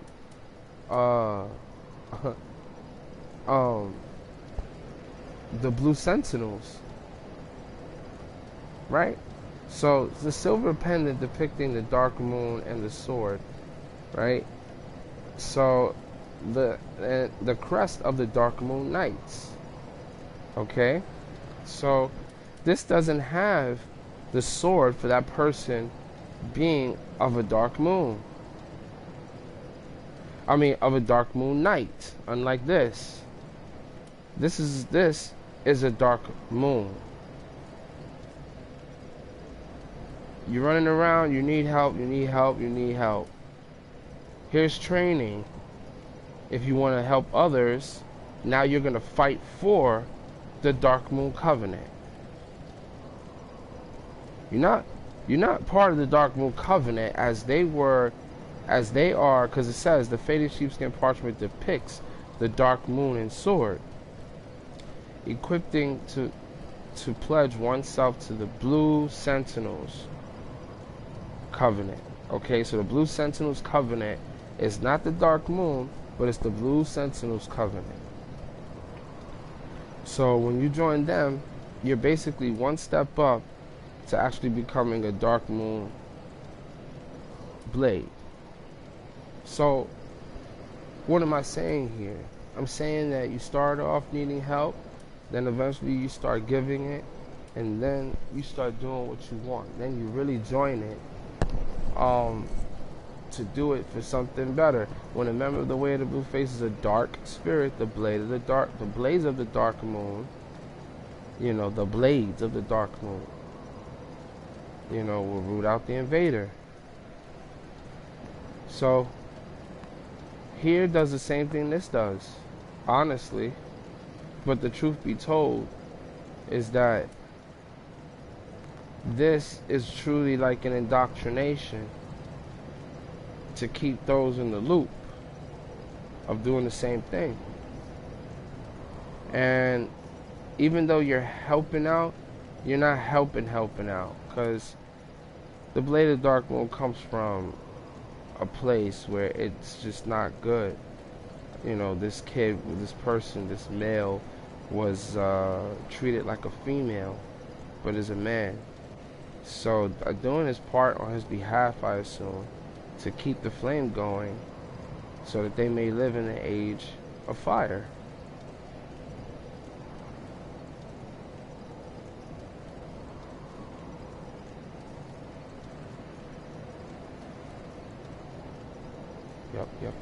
Yup. So, I mean, there's all different types of ways to see it, but this right here is the highest you're gonna get when it comes down to that. And this right here is a slow indoctrination to becoming this, and in supporting of it. So, how does this play into what I was talking about with Gale, right? Because we have to know somewhat like how they are coming up. They could have taken out individuals of the way of the white, or maybe they're just playing the role of the opposition. You know, I don't know, because they're not really bad individuals. They work for helping individuals through the game, whether that be good or bad, you know, really. So you know, so let's go to, so it's like, so here, if the way of the white, okay, which is what I was talking about, essentially, we'll go back to that. They were run by benevolent individuals. You know, show the item info. Hat worn by cleric turned undead. Typical attire for blue robe travelers. Said that they were entrusted with the duty. It's still its nature is yet to be revealed. So, you know, I mean, I could pick up different types of armor and things like that, but the cleric had to go through some sheets, and you know. So, it is said that the blue robe travelers were entrusted with the duty.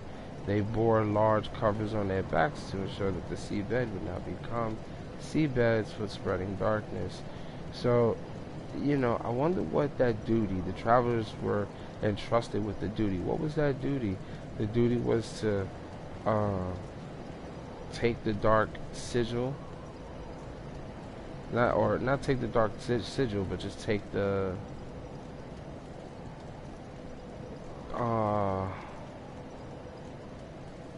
darkness, the abyss, or something like that on their backs, so that they can eventually become butterflies later. You don't know. We don't know, because when we see the pilgrim has a staff, and that staff has a lantern on the end of it. And that lantern looks like the same lanterns that you can only find in Archdragon's Peak.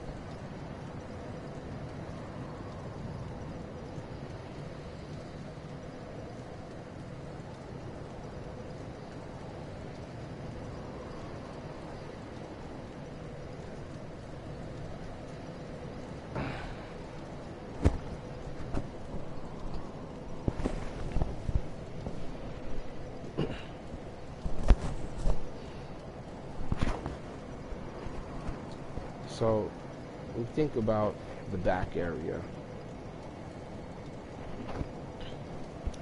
And the back area of the cleric's robe covers what? His spine. His spine. You know? The pus of man comes out all different types of ways. Normally comes out, it looks like it's coming out the back of these individuals. And even Gundur, you know, but the sword is stabbed in him from the front. And, you know, when you pull it out, all of that stuff is kind of just the pus of man. Looks like he's been trying to pull it out for a minute, and the only thing that's keeping it down is the sword that's impaled in him. You know, it's a Firelink Shrine sword. it's transforming. You know. And then that makes me think of Gunder's storyline and what happened there. You know, but we're supposed to talk about Gale. So we can talk about Gale. We're gonna go to the so let's go there. Delta was good. Not much, man. I just took a little break. That's all. Cool. I'm about to go into Gale's story right now. About to dig in, but I'm going to the church. Dark Souls 2 and see how it goes and tell you how it is a little bit, but I won't tell you the storyline. I'll just tell you how it is. No. I'm gonna play through it. I want to play through it and just kind of learn. You know what I'm saying? You know, I'll learn it with you. I still haven't played it, so.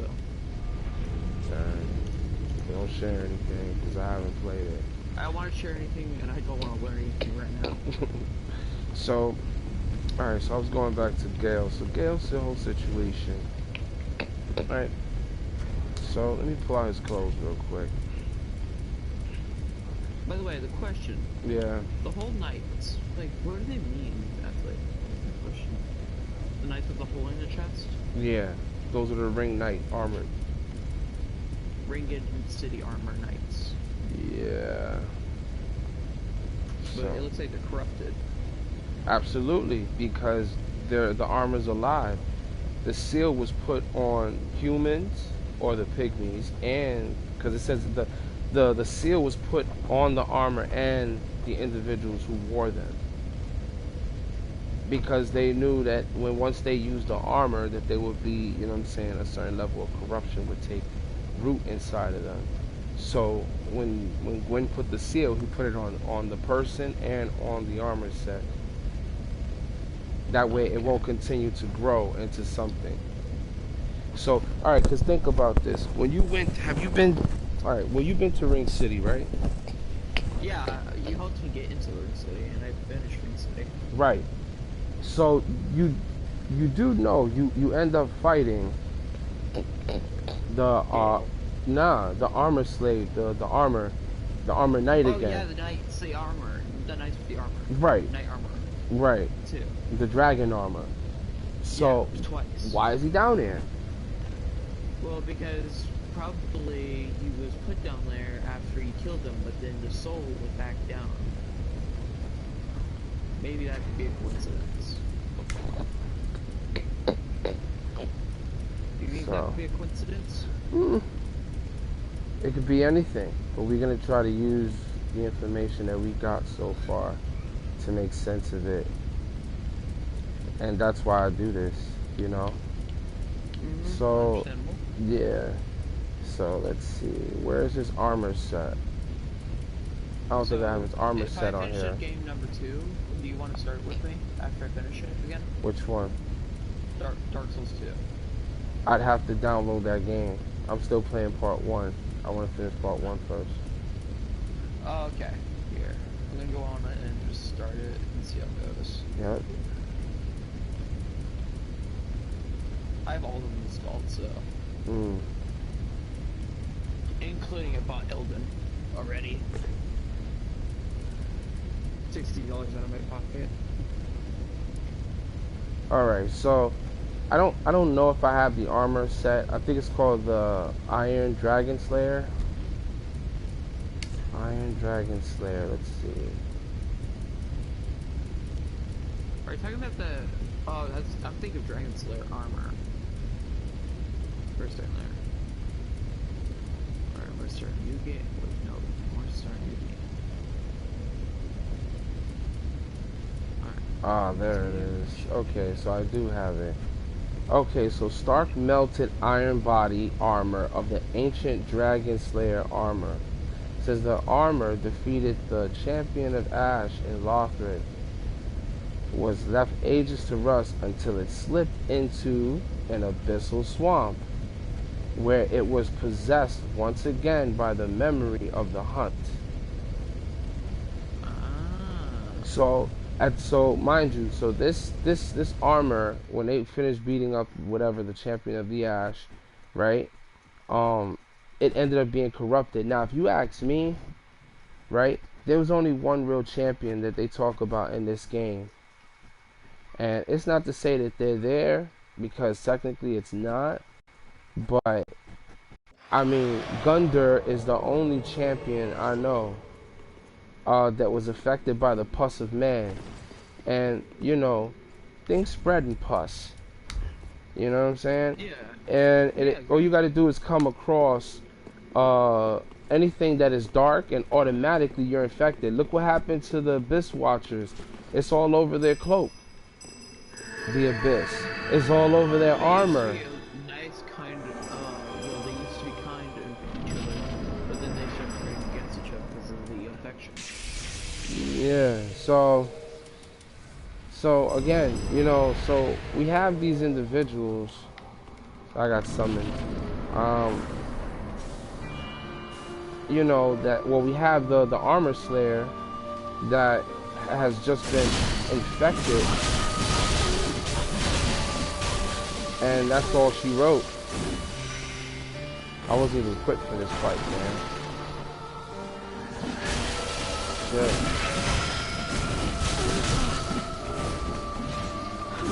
Right? Oh, you dirty bitch.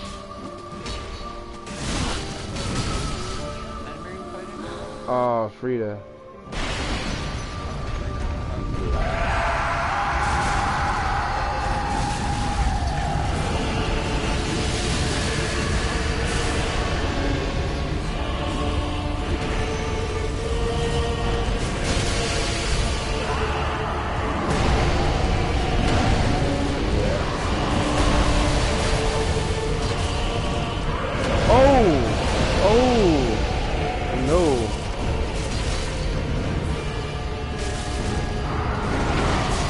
Wow, even though I moved out the way, buddy?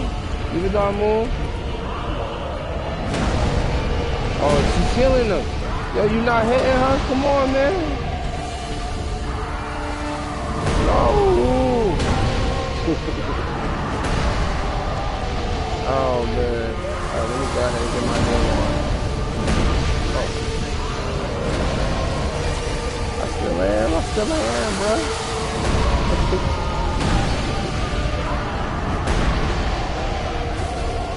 Yeah, you're welcome, man. Very welcome.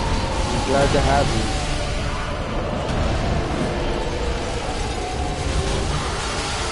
And there you go. You know, as long as it's popular, we're still gonna just add more and more people to it.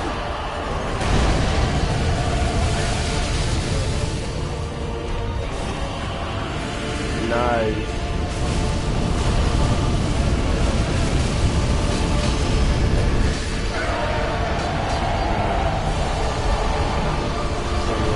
Alright, so I just beat sometimes. Yeah.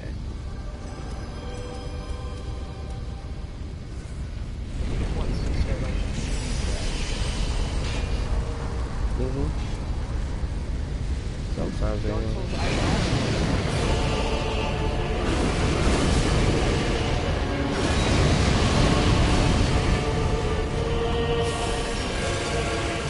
Right.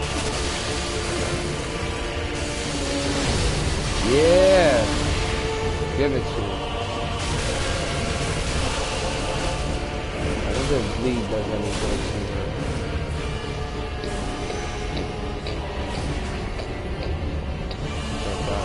Right there.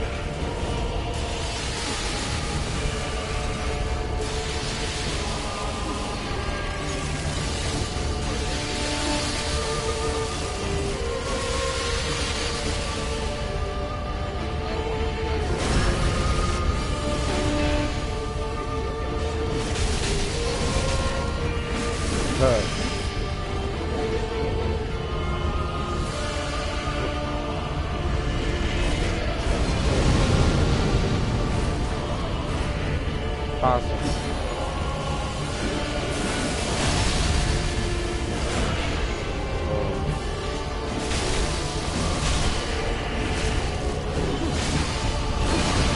Ooh, fumble with that one.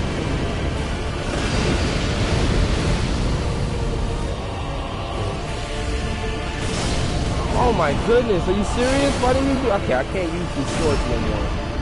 The swords are too wonky for me, man. I gotta get used to swinging with them. Killer. Oh well, I'm out the game. So if he won, good for him. That kind of sucked. Anyway. You're pretty much better than I am, man. No. Sure. No, as long as he gets it, that's all that matters. It's cool. That's what we're there. We're there to like have fun and help, you know. At the same time. Guys, did you guys make it to the third phase? Yeah. Literally, she had like a penny worth of energy in her. She called me good. I didn't heal up all the way. I could have took another shot. But it's cool. I'm not gonna use these swords though. These swords are a no-no.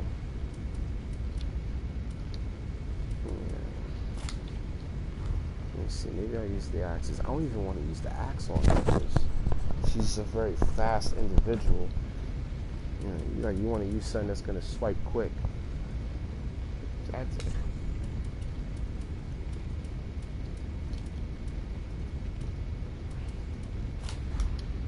Oh, she will kick your butt. Yeah. Imagine fighting her on like level, I think he was like level 20. Level 25, I think. Guy did not want to go up. But I saw that. So, let me go where? Let me see. What can I use against her?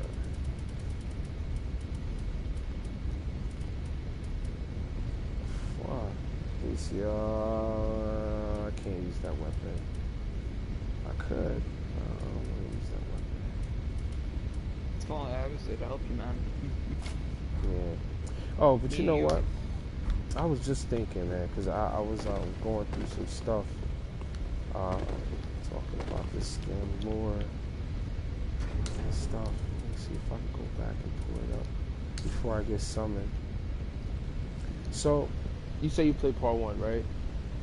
Yeah, I'm doing part 1 right now. Alright, so the first covenant that you come into is the Way of the White, right? I think so. Alright, so this guy in the beginning, the first cleric that you meet that sells things to you at the Firelink Shrine, he's a cleric. He's from the Way of the White, and then he offers if you want to join, and then you can join. I don't really know what the benefit was of joining his covenant. I think you just have access to the miracles. Oh, you're talking about part 1 where you're at the shrine. Yes, that guy is at the Way of the White. So, so he basically lets us know that the Way of the White is an active covenant that was created by the Church of the Way of the White, which was created by Father Lloyd.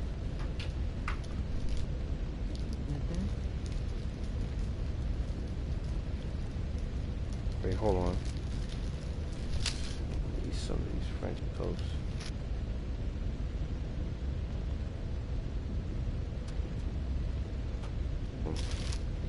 What is this word?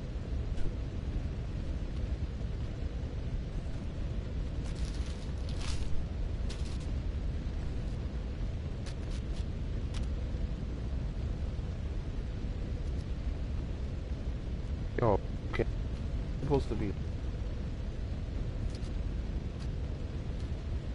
nuggets.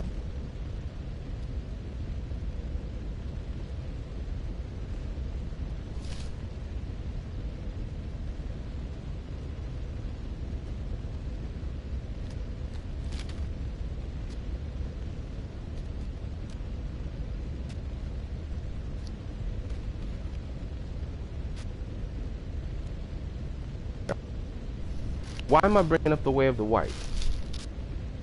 Okay, so I bring up the Way of the White because fine. I'm in the suppose.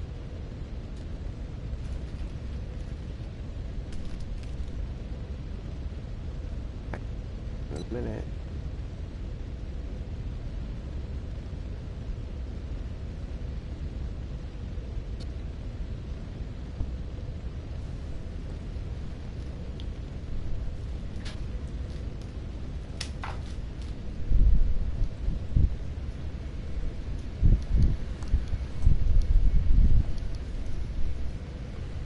Alright.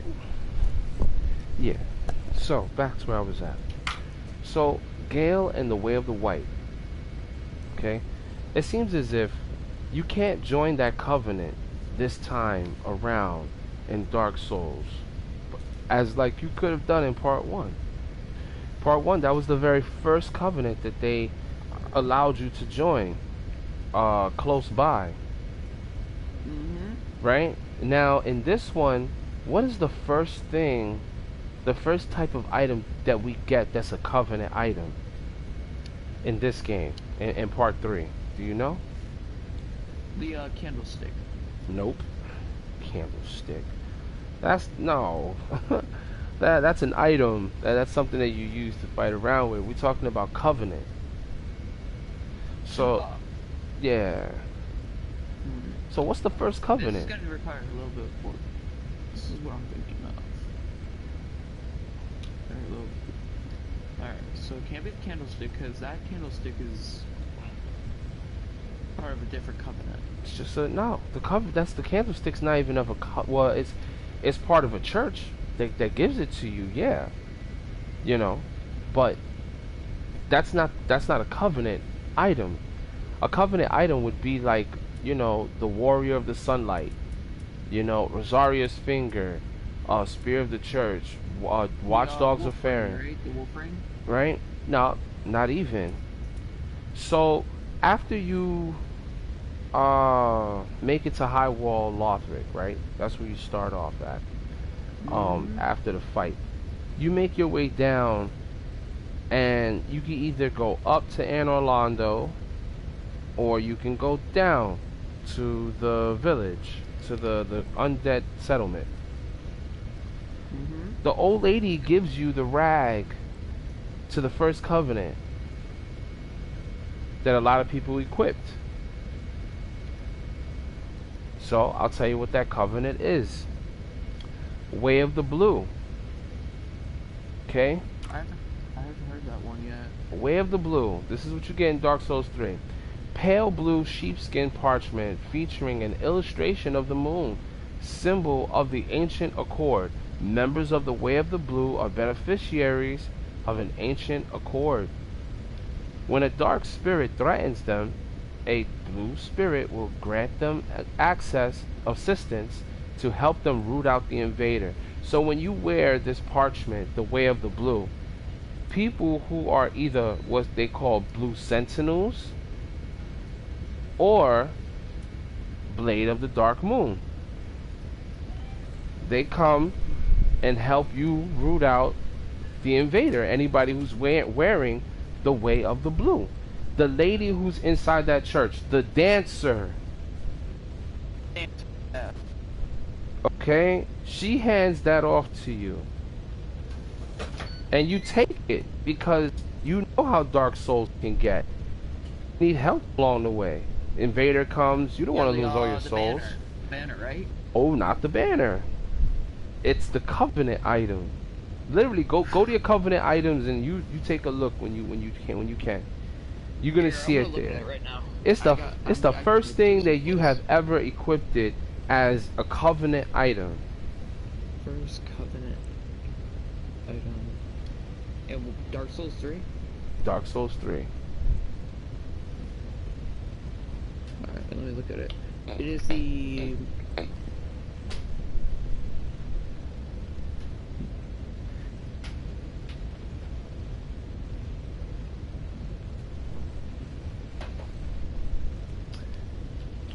But it's alright.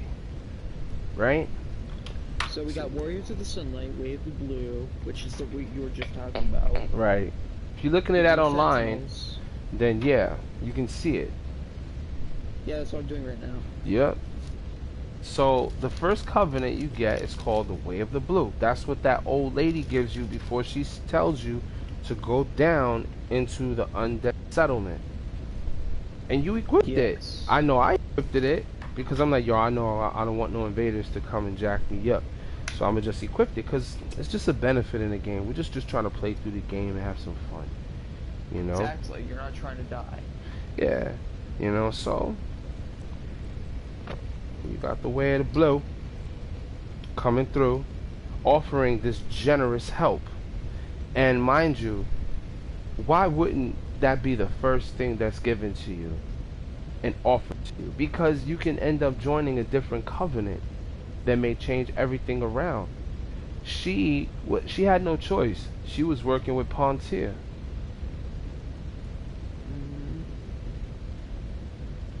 To help protect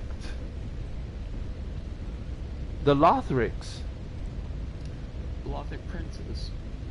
Yeah, she didn't want to give you access. She told you that the other Lords of Cinders are sitting on their thrones. Go and retrieve her, and then basically come back to her. What you learn throughout the game, though, is that you don't have to. You could just whip her ass right there and then go up. You know what I'm saying? Now, the furthest you might go is the Armor Slayer. Sure. That's going to be the person you're going to bump into. You're not going to make it to Pontier because he's all the way in Irithyll. And you got to go through all of that stuff, you know, before you even go over there. Not really. Because as you make it up there, you're actually trying to get to, you have to go through the Grand Archives to get to the Lothric boys. You know what I'm saying?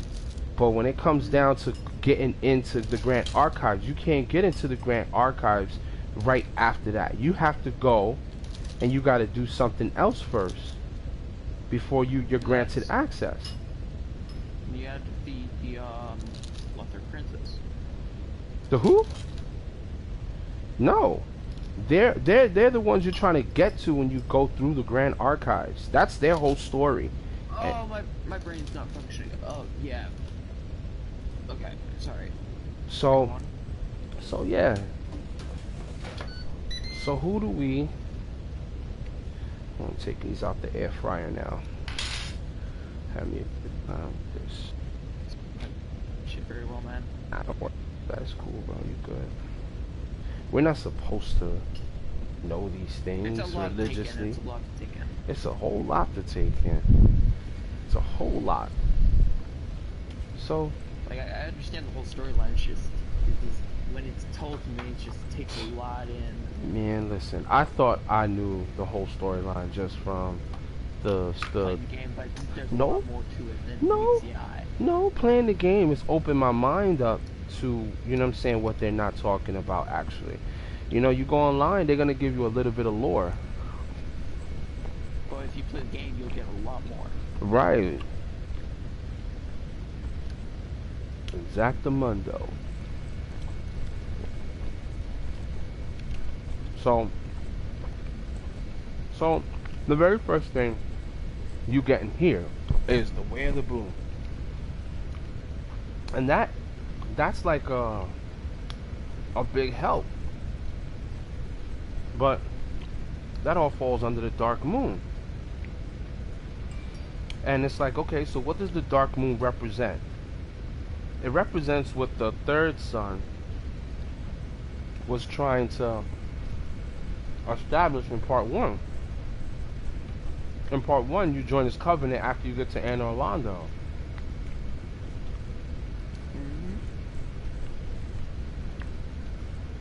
Kind of weird.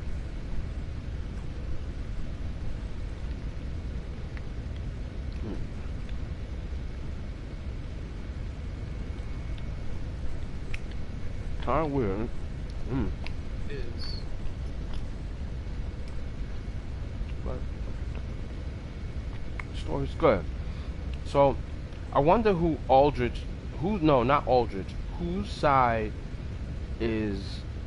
was Gwendolyn on? Because Gwendolyn is the knight. Well, he's the captain or leader, if you will, of the Dark Moon Covenant.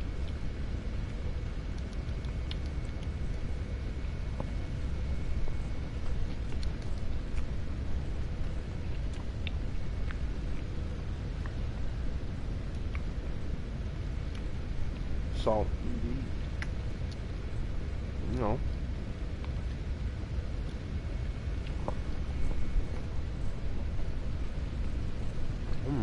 this French toast is good, man. French toast is always good. Yeah. But they have like these sticks that I've purchased from BJ's. French toast sticks. Yeah, man, these things are addictive. Best. I gotta get off of this. Live off of that.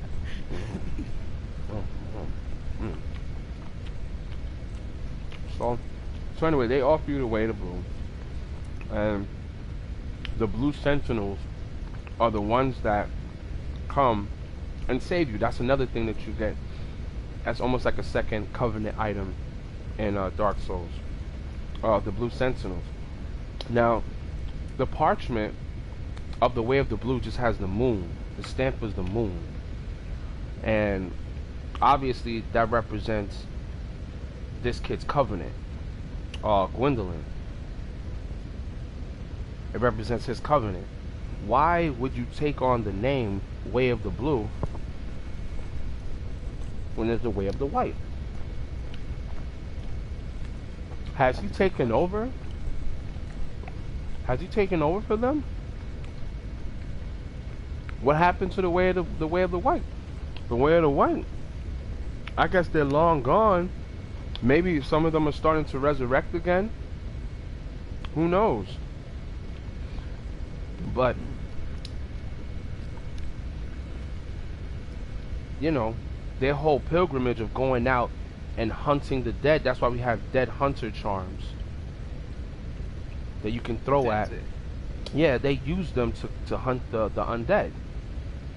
You know? This wasn't a sport. This was a duty, a task that was given on to undead that were clerics at the Way of the White. To get the undead bodies. Yeah, exactly. Now, what do you think they were doing after a while? They're like, yo, these undead creatures keep on coming back and keep on coming back and keep on coming back. So they had to create something to destroy it. Well, what do you do when you want to destroy your enemy? You have to do research on it. You have to figure out what it is, what makes it tick, right? And they started paying attention into what helped them spawn or respawn and you know, Like, it was just getting bad because it's like when we you said buried all those campfire, people. Let's Mhm. take something at the camp with the bonfire. Mm-hmm. Why do they keep responding? Why do they keep coming back after you sit at it? Because all darkness is drawn to light. You see, like when you use that magic, what is it called? The great, what is it called? Leto's hammer? No, you have a, no, it's not Leto's hammer. That's a weapon. He died. That guy killed him. Those giants that were down in the Ring City, they killed him and took his soul, and now they use his soul. Like the way they use the witch's soul that's down there. It's fucked up. It's messed up. It is. But that's just the way it is. And anybody who came looking for the dark soul, they got captured by them too. Believe that, yo. And they tell you that in the armor set. Now, Read the armor set. yeah. So I'm looking for, you know, without going too far. Look, the Ruin armor set, right? It says armor of the company of the knights who were sent to the Ring City on an old king's order. I'm gonna figure out who the old king is because there's like 2 kings in the game, right? The knight, no, 3 to be exact. The knights sought out the dark soul, but were soundly crushed when they had little choice but to swear themselves to the Judicator giant. Like, yo, they, upon swearing themselves, they gave over their soul to these giants. It said the ill-fated company was later immortalized in the dark fable, inspiring the aspects of certain golems whom their name lived on. Mind you, in part 2, you see more golems from what I've seen in videos. And they were doing a lot of experimenting on giants and stuff like that in part 2 from things that I've already heard and watched of the lores and stuff like that. So why were in the churches taking the initiative to open up the bodies of the undead to figure out what was going on? Were they up to something? Were they not? I think some of them found what they were looking for, right? Yes. Which is the dark soul within man. It was still alive and well inside of the dead bodies. Think about it. Look, if you go to the item description, let me go there right now. Like me and you when we were yesterday, with the humanity. When I was in humanity. Exactly my point. So look, so Why was the dark pond gem. full of humanity? Huh? Why was the pond full of humanity? Wow. Oh, but it's not full of humanity. It comes from the darkness that it comes from the darkness, the abyss, which is the darkness. That's where the souls dwell. That's where all of them come from, and into human life form. Which creates humanity. Which I guess you can say that. Like I said, I'm still researching that aspect. But soul dregs,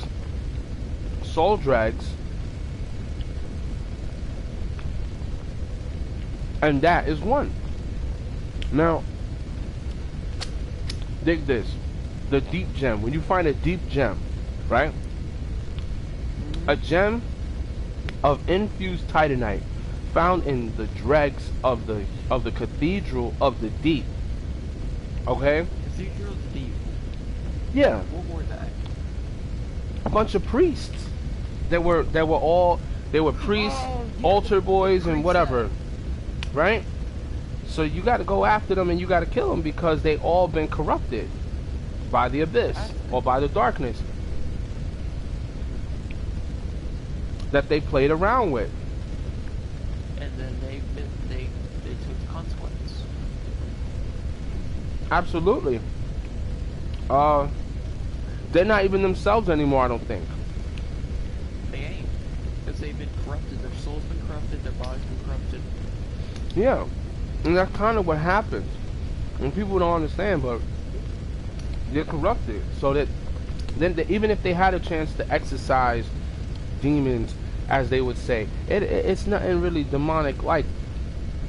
It's the fact that they want to use the dark soul for what they want. Look. Which doesn't match the way that they wanted.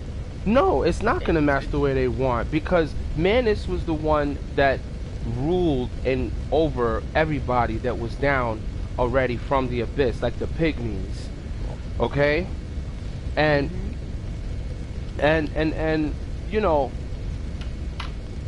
here you got Gwen taking Manus and throwing him into the abyss.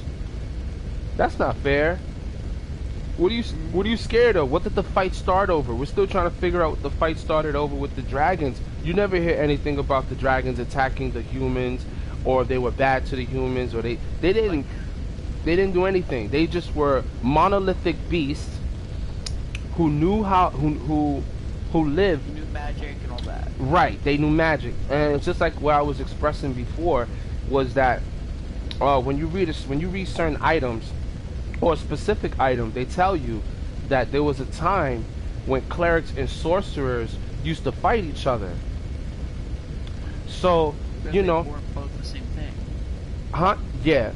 So, you know, it's you know, in a lot of ways, you know, I don't think the dragons have beef. I think personally they kind of stay to themselves.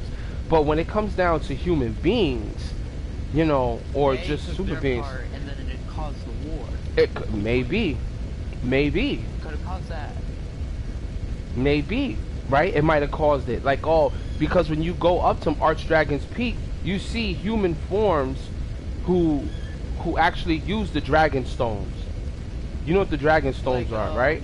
the dragon head, the dragon torso. Yeah, and remember what it says. When you turn into a dragon, you cannot turn back, right? Yes. So what's because the? It is a permanent effect. It is a permanent effect. Now I want you to think about this for a moment, right? What if you were not undead? You're not gonna die and come back. You're gonna die and that's that. Okay? Exactly my point. So if you die and you don't come back, look, and you look all around the mausoleum, look all around Dragon's Peak, there's humans who worship the dragons and turn into the dragon and never ever turn back. Although the benefit for us is that we rekindle at the bonfire as ourselves, so the effect is null. So we utilize that above all else, because you can use it, and then, you know what I'm saying, even if you rest at the bonfire, you can't change. You have to die. One way or another, you always have to die, or else you're technically called an undead. No, well, yeah, but I mean, like, if you're in dragon form, if you use the torso and the head and you turn into a dragon, I don't think you could turn back. There's no changing back, right? So you have to die. Permanent, it means it's permanent. Exactly. So in the game itself, if you die, then it resets. But you have your character has to die. What I used to think was, when you have the dragon stone on and you transform to a dragon, I think it corrupts the soul, so it can't transform back. Well, the whole thing is that it's knowing how far you want to go with being a dragon. You know what I'm saying? Or just wanting the power of a dragon, or to live like a dragon and whatnot. But everything has its cause and its purchase. Yeah, exactly. And in this case, you know, dragons are not stupid. Humanity. You're selling your humanity for a dragon. No. I mean, they still have it. You can still perform magic while you're a dragon. You can still cast miracles. You sell some of your humanity, basically. Yeah, Not but all of it, but not half of it. right. But you will always be a dragon, and the point is that as us, the unkindled, we can die and be reborn, right? But you come back and your body is back to the way it was. So that's something that is beneficial to use as an undead, because you don't have to stay a dragon forever. You can just die and then come back normal. As a human. Right, exactly. So when these people gave themselves over to worship the dragons, all of them are there in the temple in their form, because a lot of them, it's like, the dragons aren't stupid. They know that some people, they want to worship them simply because they just want to obtain the magic. The power of the dragon. Right, the power to be able to manifest things into crystals and do magic and stuff like that. But Like some with people the, abuse it. Let's take purpose of a hologen. Okay. And if you read about the hologen, it's made for the cursed king, right? It says a gem infused titanite, a stone plentiful in Lundor, which means there's a whole bunch of them in Londor, land of hollows. Now let's expound upon that a little bit. That whole thing with them having a whole bunch there. Now, mind you, that whole city was drowned. Okay. Hey, what's going on? Anybody who's watching right now, how you doing, man? We just kind of just going over the lores, and just kind of picking things apart. I'm also waiting for my sign down, so you know I'm doing a little bit of gameplay at the same time. If you're interested in joining in any of the discussions, or maybe you just simply want to watch and hear about the lore, you're more than welcome to it. If you're actually playing the console and playing this game right now, would like to join in, or if you need some help, just let me know. I'm looking for new friends to play with me. Oh, nice. Okay, great. So, I mean, if you're playing right now, just come on. I can also. PlayStation party. It's a play. We're on the PSN right now, and they can actually hear you too. So that way, you know. Can I add you? Definitely, Just look me up on a PlayStation Network. It's Chocolatenova, no space. So going back to this real quick. Let me go back to my magic and stuff. But let's get back to the topic of hollows. Yeah, hollows. Yep. So the whole that whole place was drowned, right? To get rid of the curse that was rising up or coming, right? And but so, but they can't get rid of the curse because it says hollow weapons is said to peer into the essence of its wielder. It says whose luck boosts attacks. So the higher your luck, the better it is for the hollow gem. But there's another thing too. There's another part. But you have to have either the Dark Lord to use the hollow gem. If I'm correct. Like my brother used to play. He chose Dark Lord. Like he always chose it. So. Hold on, I think you sent it to the wrong person. Go ahead. So the best way to use hollow gems is you choose like if you like to use hollow gems, you should use dark. Like very good. Sorry. Can't speak to that. If you know what I'm talking about, you can explain. Alright, hold on. He said, hold on. He says unknown gamer. I'm trying to okay, can I add you? I put. Okay, so I'm gonna put my thing. So it's Chocolatenova. All right. So I mean, I want to reply to him. Chocolatenova. Anyway. So what about the hollow gem? So what do you? Alright. So what I'm trying to go on about is hollow gems are better used if you choose dark. Like if you choose to be a hollow. If you choose what? If you choose to be a hollow. I mean, if you choose to be a hollow, yeah, it'll benefit you. But you know where your stats would have to build towards luck. I mean, it says it very good. Because if you're hollow, you're basically gonna lose a lot of things.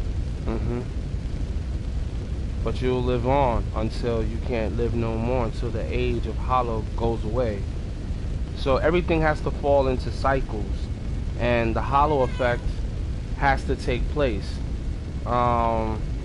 regardless to the situation. It doesn't have to. I mean, obviously you see how Gwyn, he did all of this crazy stuff so that way the Age of Fire can keep going.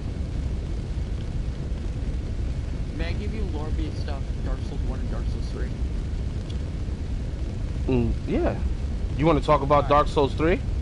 Or Dark Souls 2? Dark Souls 1. A mix. There was Yeah. a mix. Yeah, go ahead. By all means, please. Alright, so basically there was a theory about your character in Dark Souls 1 becoming the Soul of Cinder. If you chose Dark Lord ending, you would become the Soul of Cinder. I'll have to research more and get back to you about it, but I've just heard theories about it.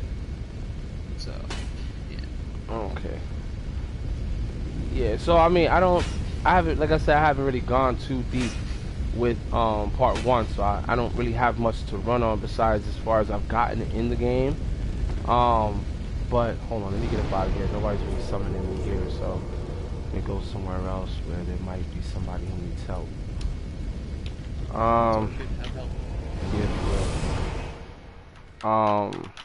However, I do know that much about the hollow situation, about them drowning the whole city, thinking that they would destroy the darkness there. But by them drowning it like that, with the water opening the floodgates and stuff like that, all of the death and abyss and things like that, I feel got all mixed up with the elements. So it's like they're trying to fight against something that's inevitable. Like it has to happen because, you know, first off, everything has a purpose in Dark Souls. Yeah, pretty much. But you know, I think certain things triggered certain situations to come about that made things worse. Like, all right, I'll give you an example, right?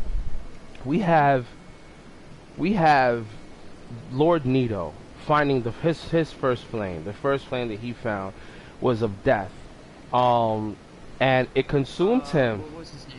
What was the Nito. dragon's name that was in the beginning? We're not talking about dragons. We're talking about beings that. Oh, Nito, the dad, the first dad.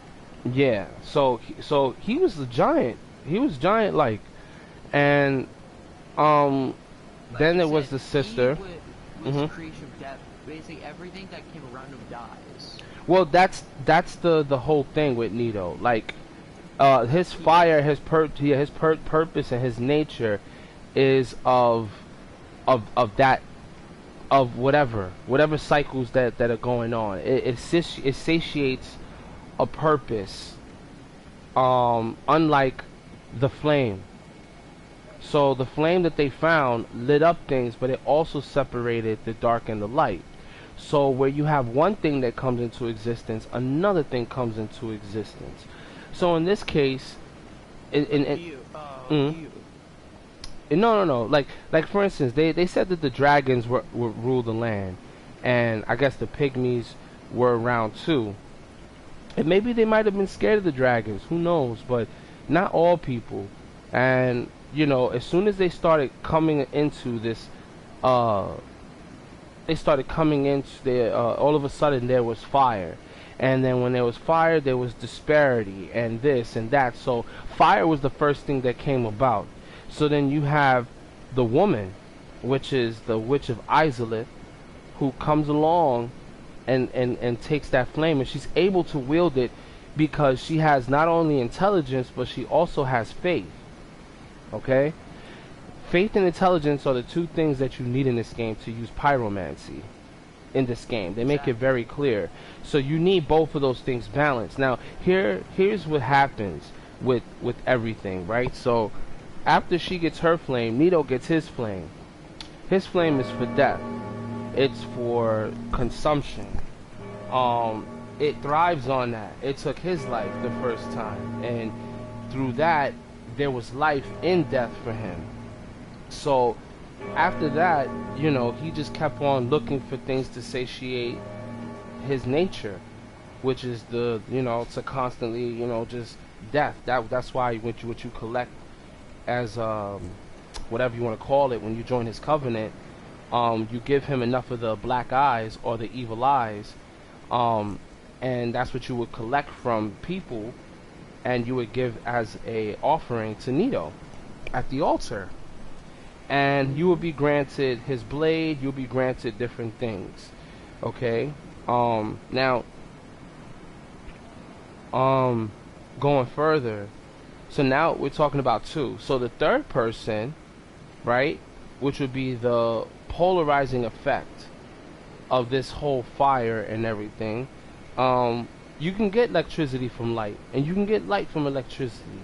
You know, there's instances where there's lightning bolts that strike trees that end up making fire. You know, and if you got enough sparks, you can make friction, and eventually you're gonna make fire. So you know, friction and sparks and electricity may come just before fire. You know, and it's an element that stems from it. It's both light, they're both white. So here you got this new profound fire of sunlight, which is what they call Gwen, right? So Yes. now Gwen needs a polarity. He has to have an opposite of his power that is in the existence, right? So when he realized, well, he didn't realize it, but he thought, I guess he felt more or less his opposition, or he's in power now, they could take down the dragons. And it's like, what are you taking the dragons down for? Why? Because in his fire, his flame, in his, oh, I'm living on the earth, we got beautiful white skies and everything. It's the light of the sky is beautiful from the sun, you know. And now, all right, we'll discuss that. With everything that is good, right?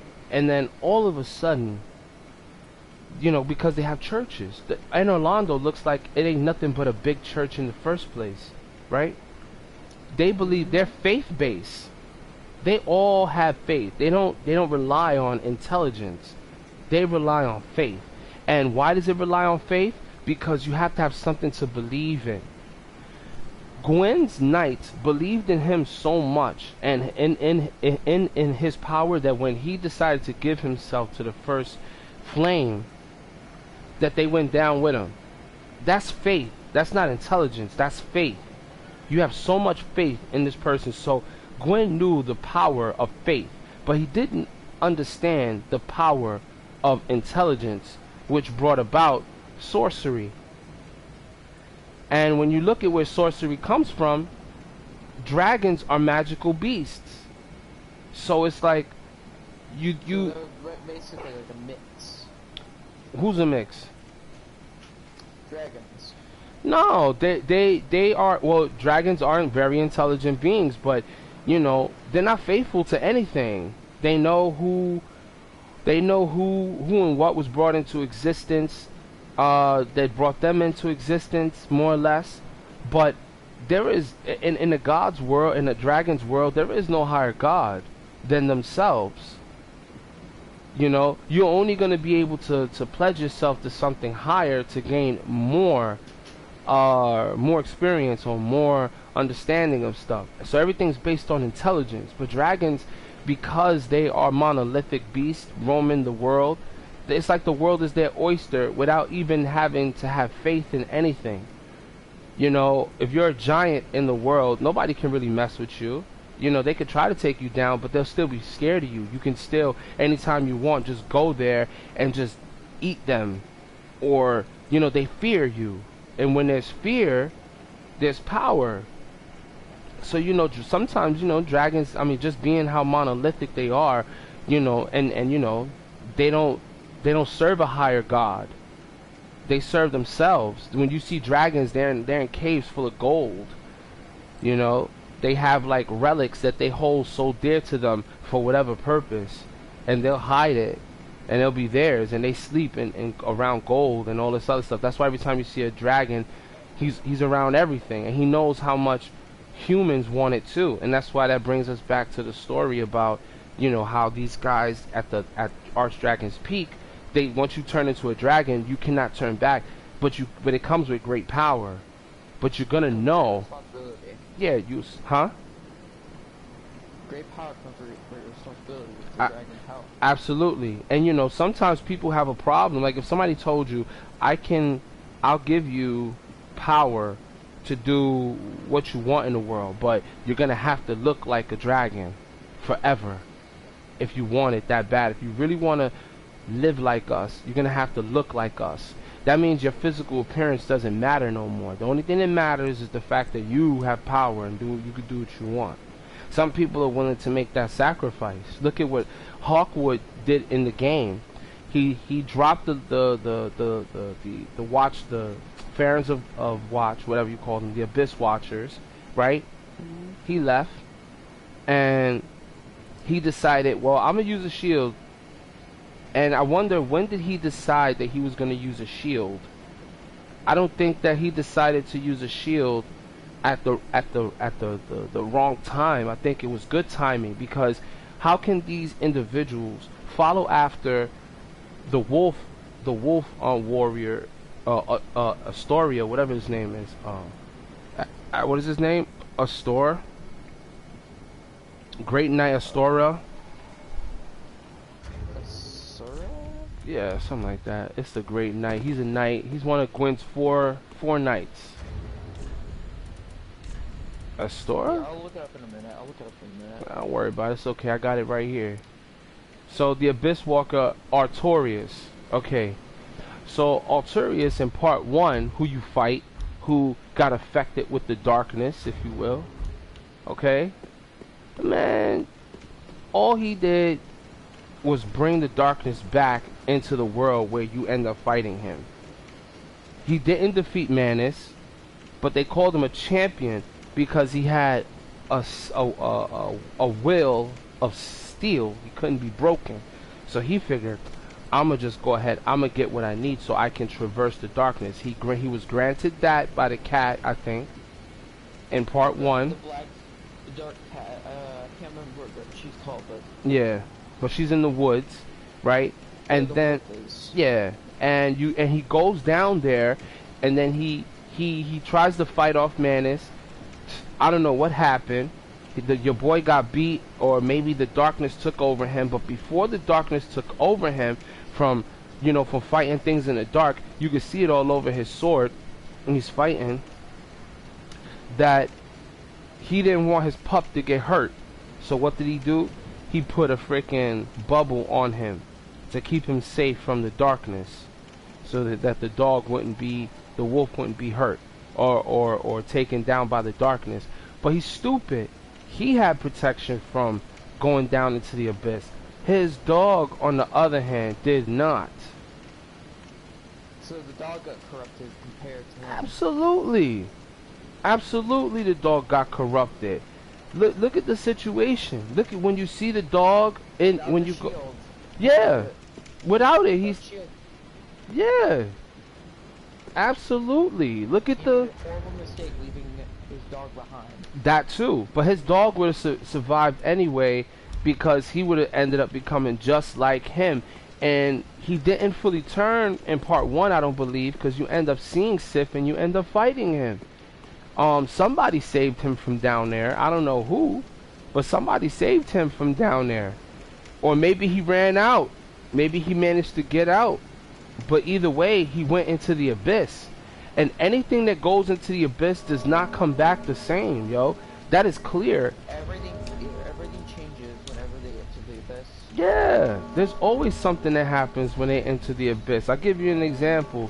Look at this. The Firekeeper's soul, right? Which is what you get at the Firelink Shrine here in part 3, right? Show item description.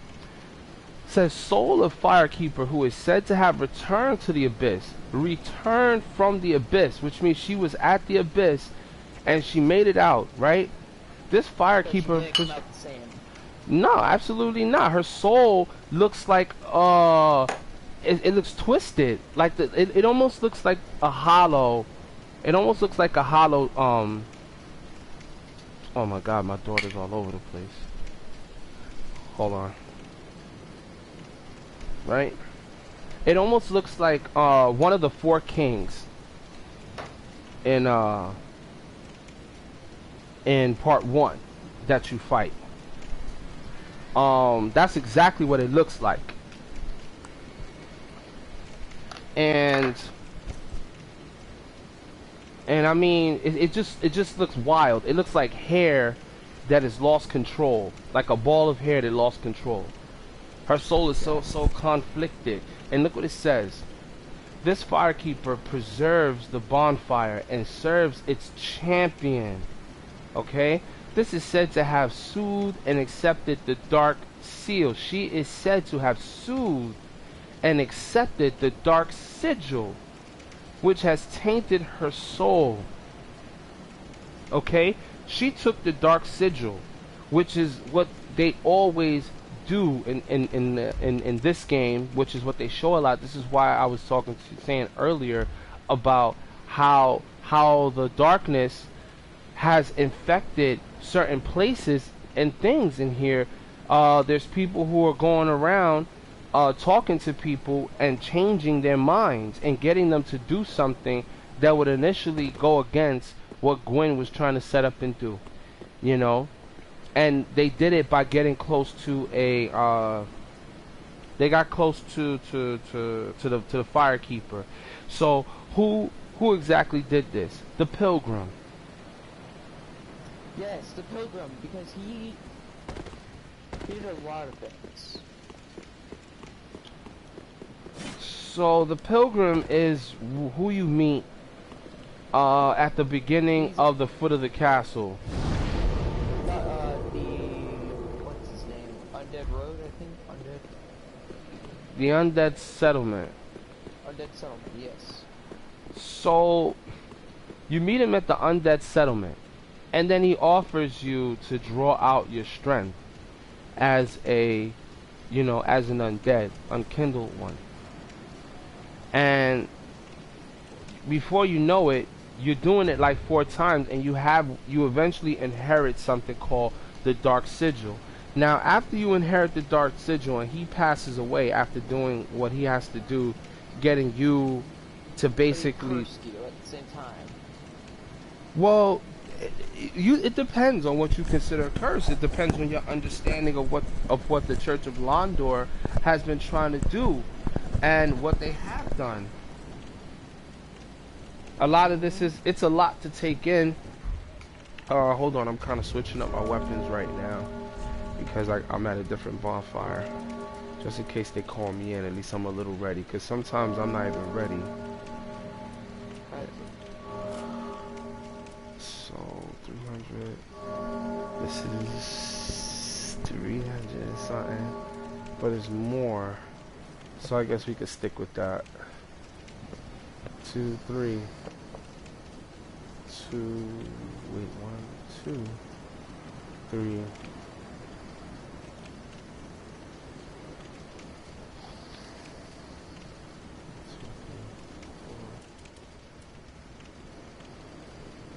Oh no, this is definitely not stronger than the lightning javelin, bro. The lightning javelin is going to do more damage.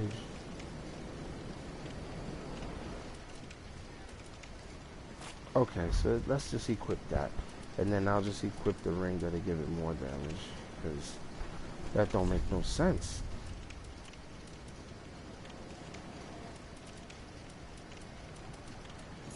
And I'm going to go back to explaining this bullshit. Because it's not bullshit. That's pretty interesting. It's you have, man. I'm telling you, wait till I can't wait till I get all of this information put together. This sounds right. Oh man, it's gonna be off the hook. First, Learn how much information is gonna be in Elgin. Oh, that'd be dope. You should. I know I am if I can get to it. You know, so. What weapon am I gonna use on him? I know myself. Oh no, it's the perfect sword for his ass. I just thought about it. Anyway. Oh, sorry. So, thank you for reminding me. Alright, so we're talking about how the darkness slowly creeps into every good scene that comes along, right? And how did one of the pilgrims get to the firekeeper? And I'm gonna tell you how. I'm gonna tell you. You know who was the first person to be affected by it? No, you're not actually. Gundyr. Champion Gundyr. Why not? Why not? He said when he got there, his firekeeper was already thrown off. Here's a theory I've had. Every Unkindle one, basically in Darksouls 3, always has a firekeeper, right? Mm-hmm. Well, what happened to Gundyrs? What happened? Yeah, exactly. What happened to him? He is affected by what they call the pus of man. This thing. Was he a hollow? Was Gundyr a hollow? I don't know what he was. I think he was still a living thing, for all we know. He could have still been a living thing. Before he probably turned to stone. Did he turn to stone? When did he ever turn into stone? Exactly. His body had, before you fight him in the beginning, right? He is stabbed with what? He's stabbed. A freaking fire-linked sword. A fire-linked sword. Okay? This is, again, the information is amazing. Look, I'm going to show the item description for the fire-linked sword, great sword. The Lord of Cinder linked the first flame, and the great sword was wielded by the deific manifestation. This coiled sword, found thrusted in the bonfire, existing long before throneless lords themselves. Okay? So that doesn't really tell us much besides the fact that the sword has purpose. Right? It was in his right shoulder of Gundyr. Now, remember the first question you asked me when you jumped on? You said, what about the armor? What about the black armor that has the ring on it? Yeah. Why would Gwen put a circle of burning fire mark on these items? Now, I already told you because it's, you know, it keeps the darkness from growing. Right?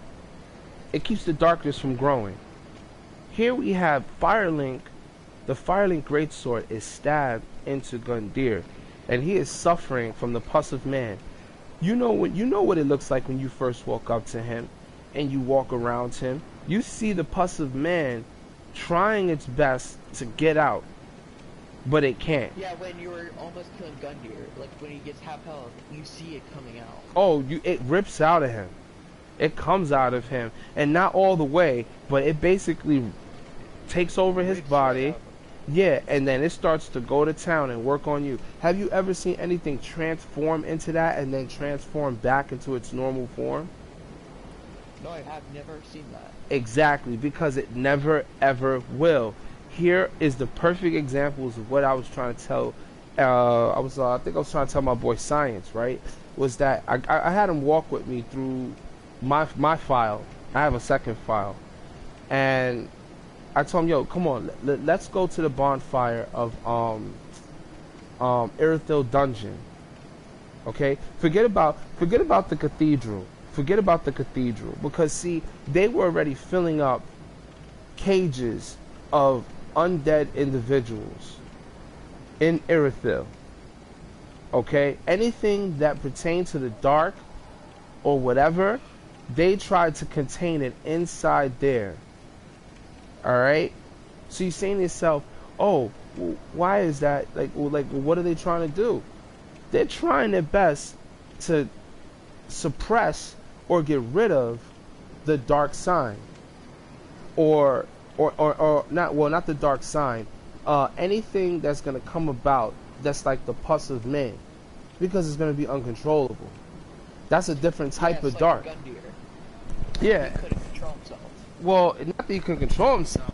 It's just that he was infected by something, and I don't even think he knew. I don't think he knew. Maybe it was before, or could have been after, when he was infected. Before what? Before maybe he became a Kindle one. Maybe.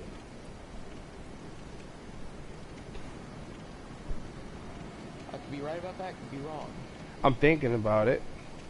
Because I'm thinking about how we end up fighting him a second time.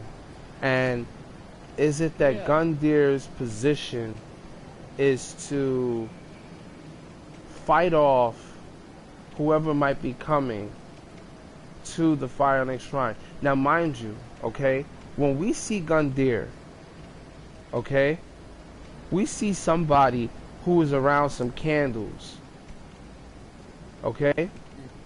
And this is when you fight him for the second time, right? But when you go to his Firelink Shrine, when you go there, what do you see? Another Firelink sword. No, it's dead. The whole Firelink Shrine is dead. Oh, yeah. You know who you find in there? You find the eyes of the Firekeeper in the same spot that we saw this girl that you find. The one from Katarina, the blind chick. Mm-hmm.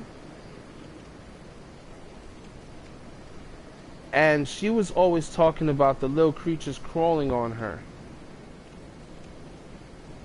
That could be a coincidence, because she might be crazy, she might be cursed, there's a whole lot of things she could be doing. Her job, she's a maiden, by the way. She's a maiden. Alright? And the little creatures are only crawling on her whenever she is subjected to the dark. Maybe she's This is a very tough thing. Nah, listen. I mean, after playing through the gameplay, right? You start to pay attention to the dialogue, and when she's around certain people, and then when you ask her to do certain things, like when you ask her to read one of the miracles to her, right? You want to give her the miracles that are a light, like benevolent miracles, good miracles. If you give her anything that is dark, she'll die. Go crazy. Yeah, she'll die. Because she has too much, because you are manifesting through your words. Remember, these are people who are telling you stories so that you will be enabled to cast a miracle. Miracles is the story. That's why they read it to you. You know the story in your head, so you read that story and you know the power of that story, and that it enables you to do that ability. It's not like pyromancy where you learn and you practice the technique through through mental power, if you will, and your faith backed up. You have to believe in what you're doing, believe in yourself, which means you are not giving your faith to anybody else. You having faith in yourself.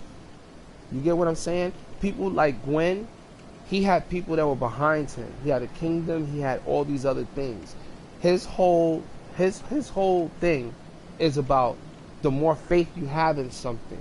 So anything that was about intelligence, people who could think on their own, such as dragons, who don't worship anybody or anything, right? They're gonna be at an opposition. That's why they said, if you read what was the item description where they talk about it, because I was talking to you about it, buddy. Let me see if I can find it. Here we go. I think this is it. No, okay, no, this is something a little different. But it makes a lot of sense. If my boy Science is on right now, me and him will be going off on this right now. Like, like it's because he knows a lot about the game as well. He knows about the storyline. So we're kind of just breaking a lot of stuff down.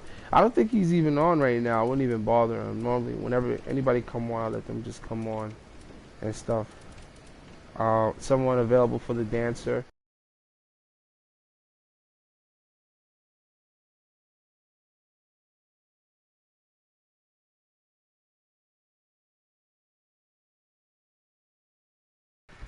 All right, let me go help him out. So there's like an item description that talks about, again, about how clerics used to fight with sorcerers. So, to me, this is a big explanation right there, letting you know that they had this conflict. Gwen wanted to rule, but the dragons were ruling too. And when you look at Anne Orlando, it is, if not the same height, in the sky. Like, they had their kingdoms in the sky. The mountain, you could look right across from Anne Orlando and see Dragon's Peak. Okay? And you can look from, but you can't really see Anne Orlando from, oh shit, wait a minute. Excuse my language. Oh shoot. I don't know what I can beat this woman with. I think her weakness, I don't know why her weakness would be dark. We're going to try Dark Moonblade. Because Dark Moon, and that's another thing, Dark Moonblade. Let me ask you, what do you think that type of magic is? We know that it's a miracle, right? But what kind of damage does it do?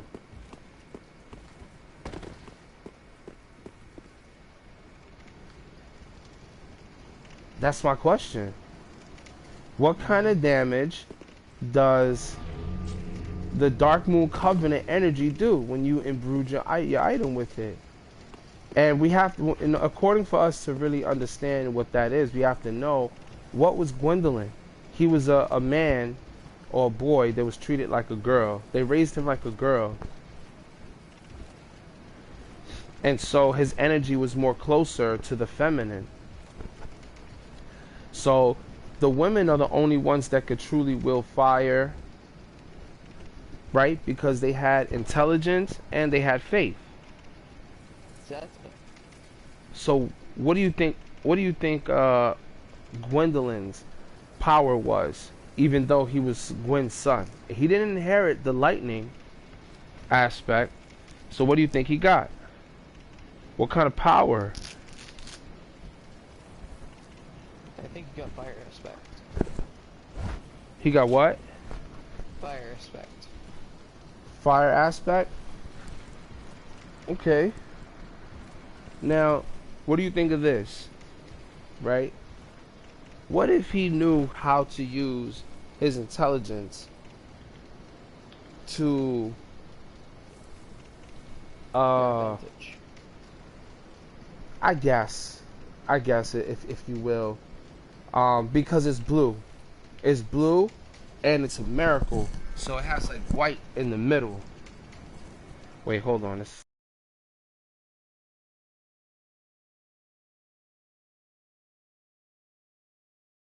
want me to send you what I got, Brody? Look.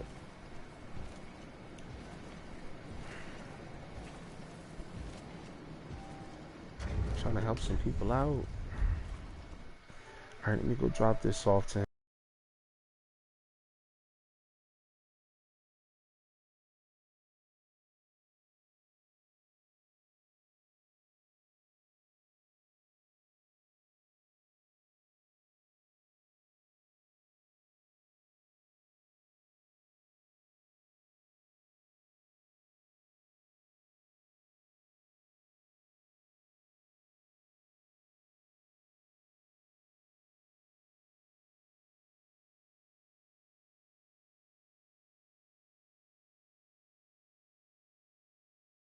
Go back here now.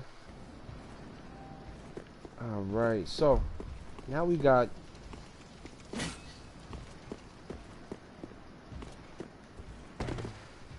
see, where was I? Alright, Dark Moon Blade Gwendolyn. Let's take a look here for a second.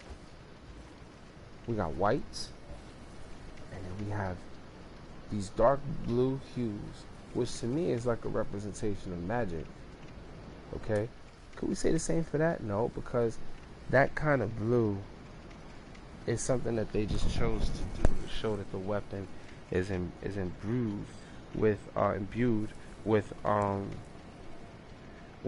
blessings.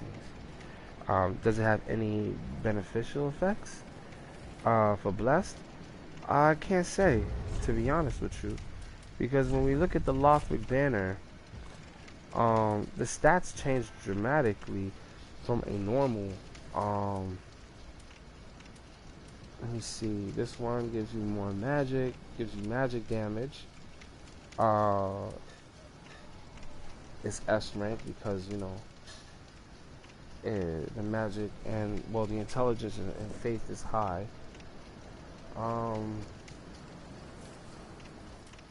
And for this, it's like I can't really pinpoint.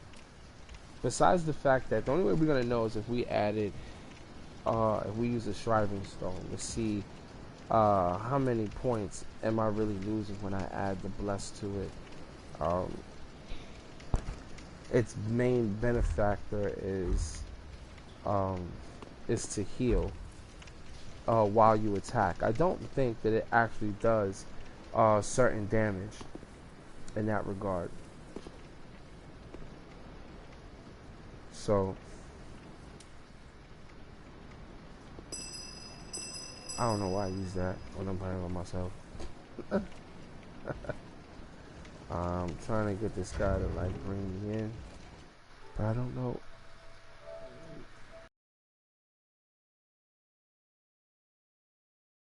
Wait, hold on. Let's go back. Go ahead.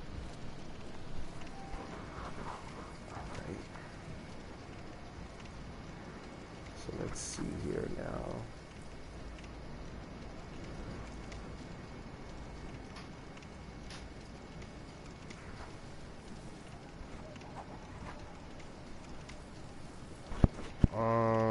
Okay. The only thing I can say is, use dry finger. That's the only thing I can really say. Holy crap.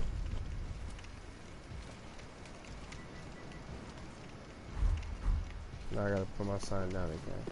It was me. Put my sign down.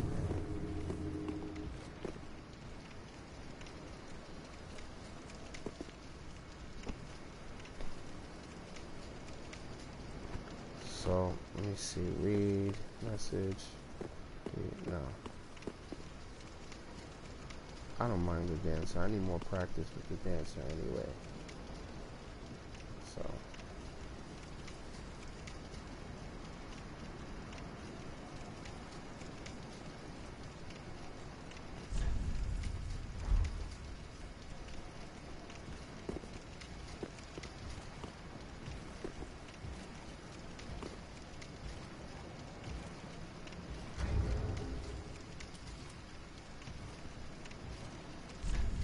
Message.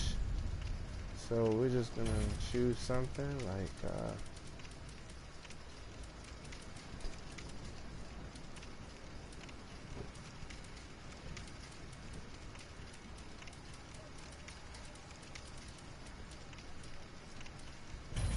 the king.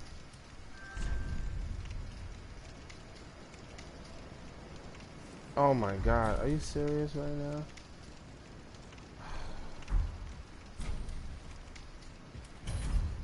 Okay.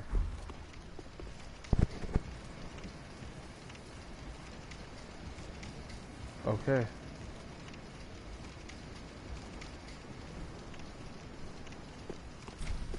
Wait.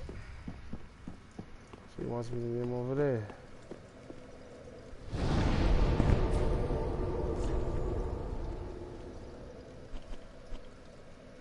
Oh, somebody's over there. He said the Great Wall of Lothric. At the Great Wall of Lothric. Okay.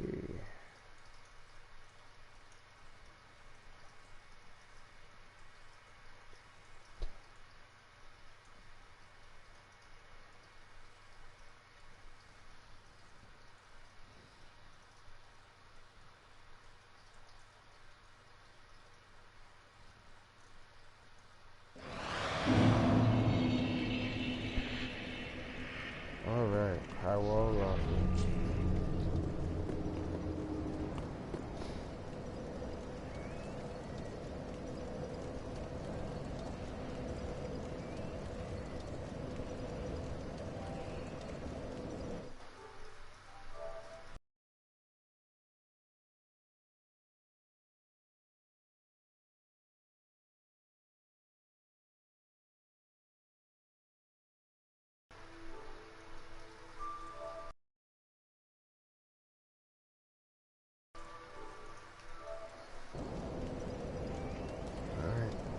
I sent the message, so we'll see what happens.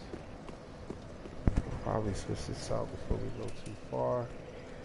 So it's just getting like, alright, I like using the blast way. Help me heal. In the dark room, of course.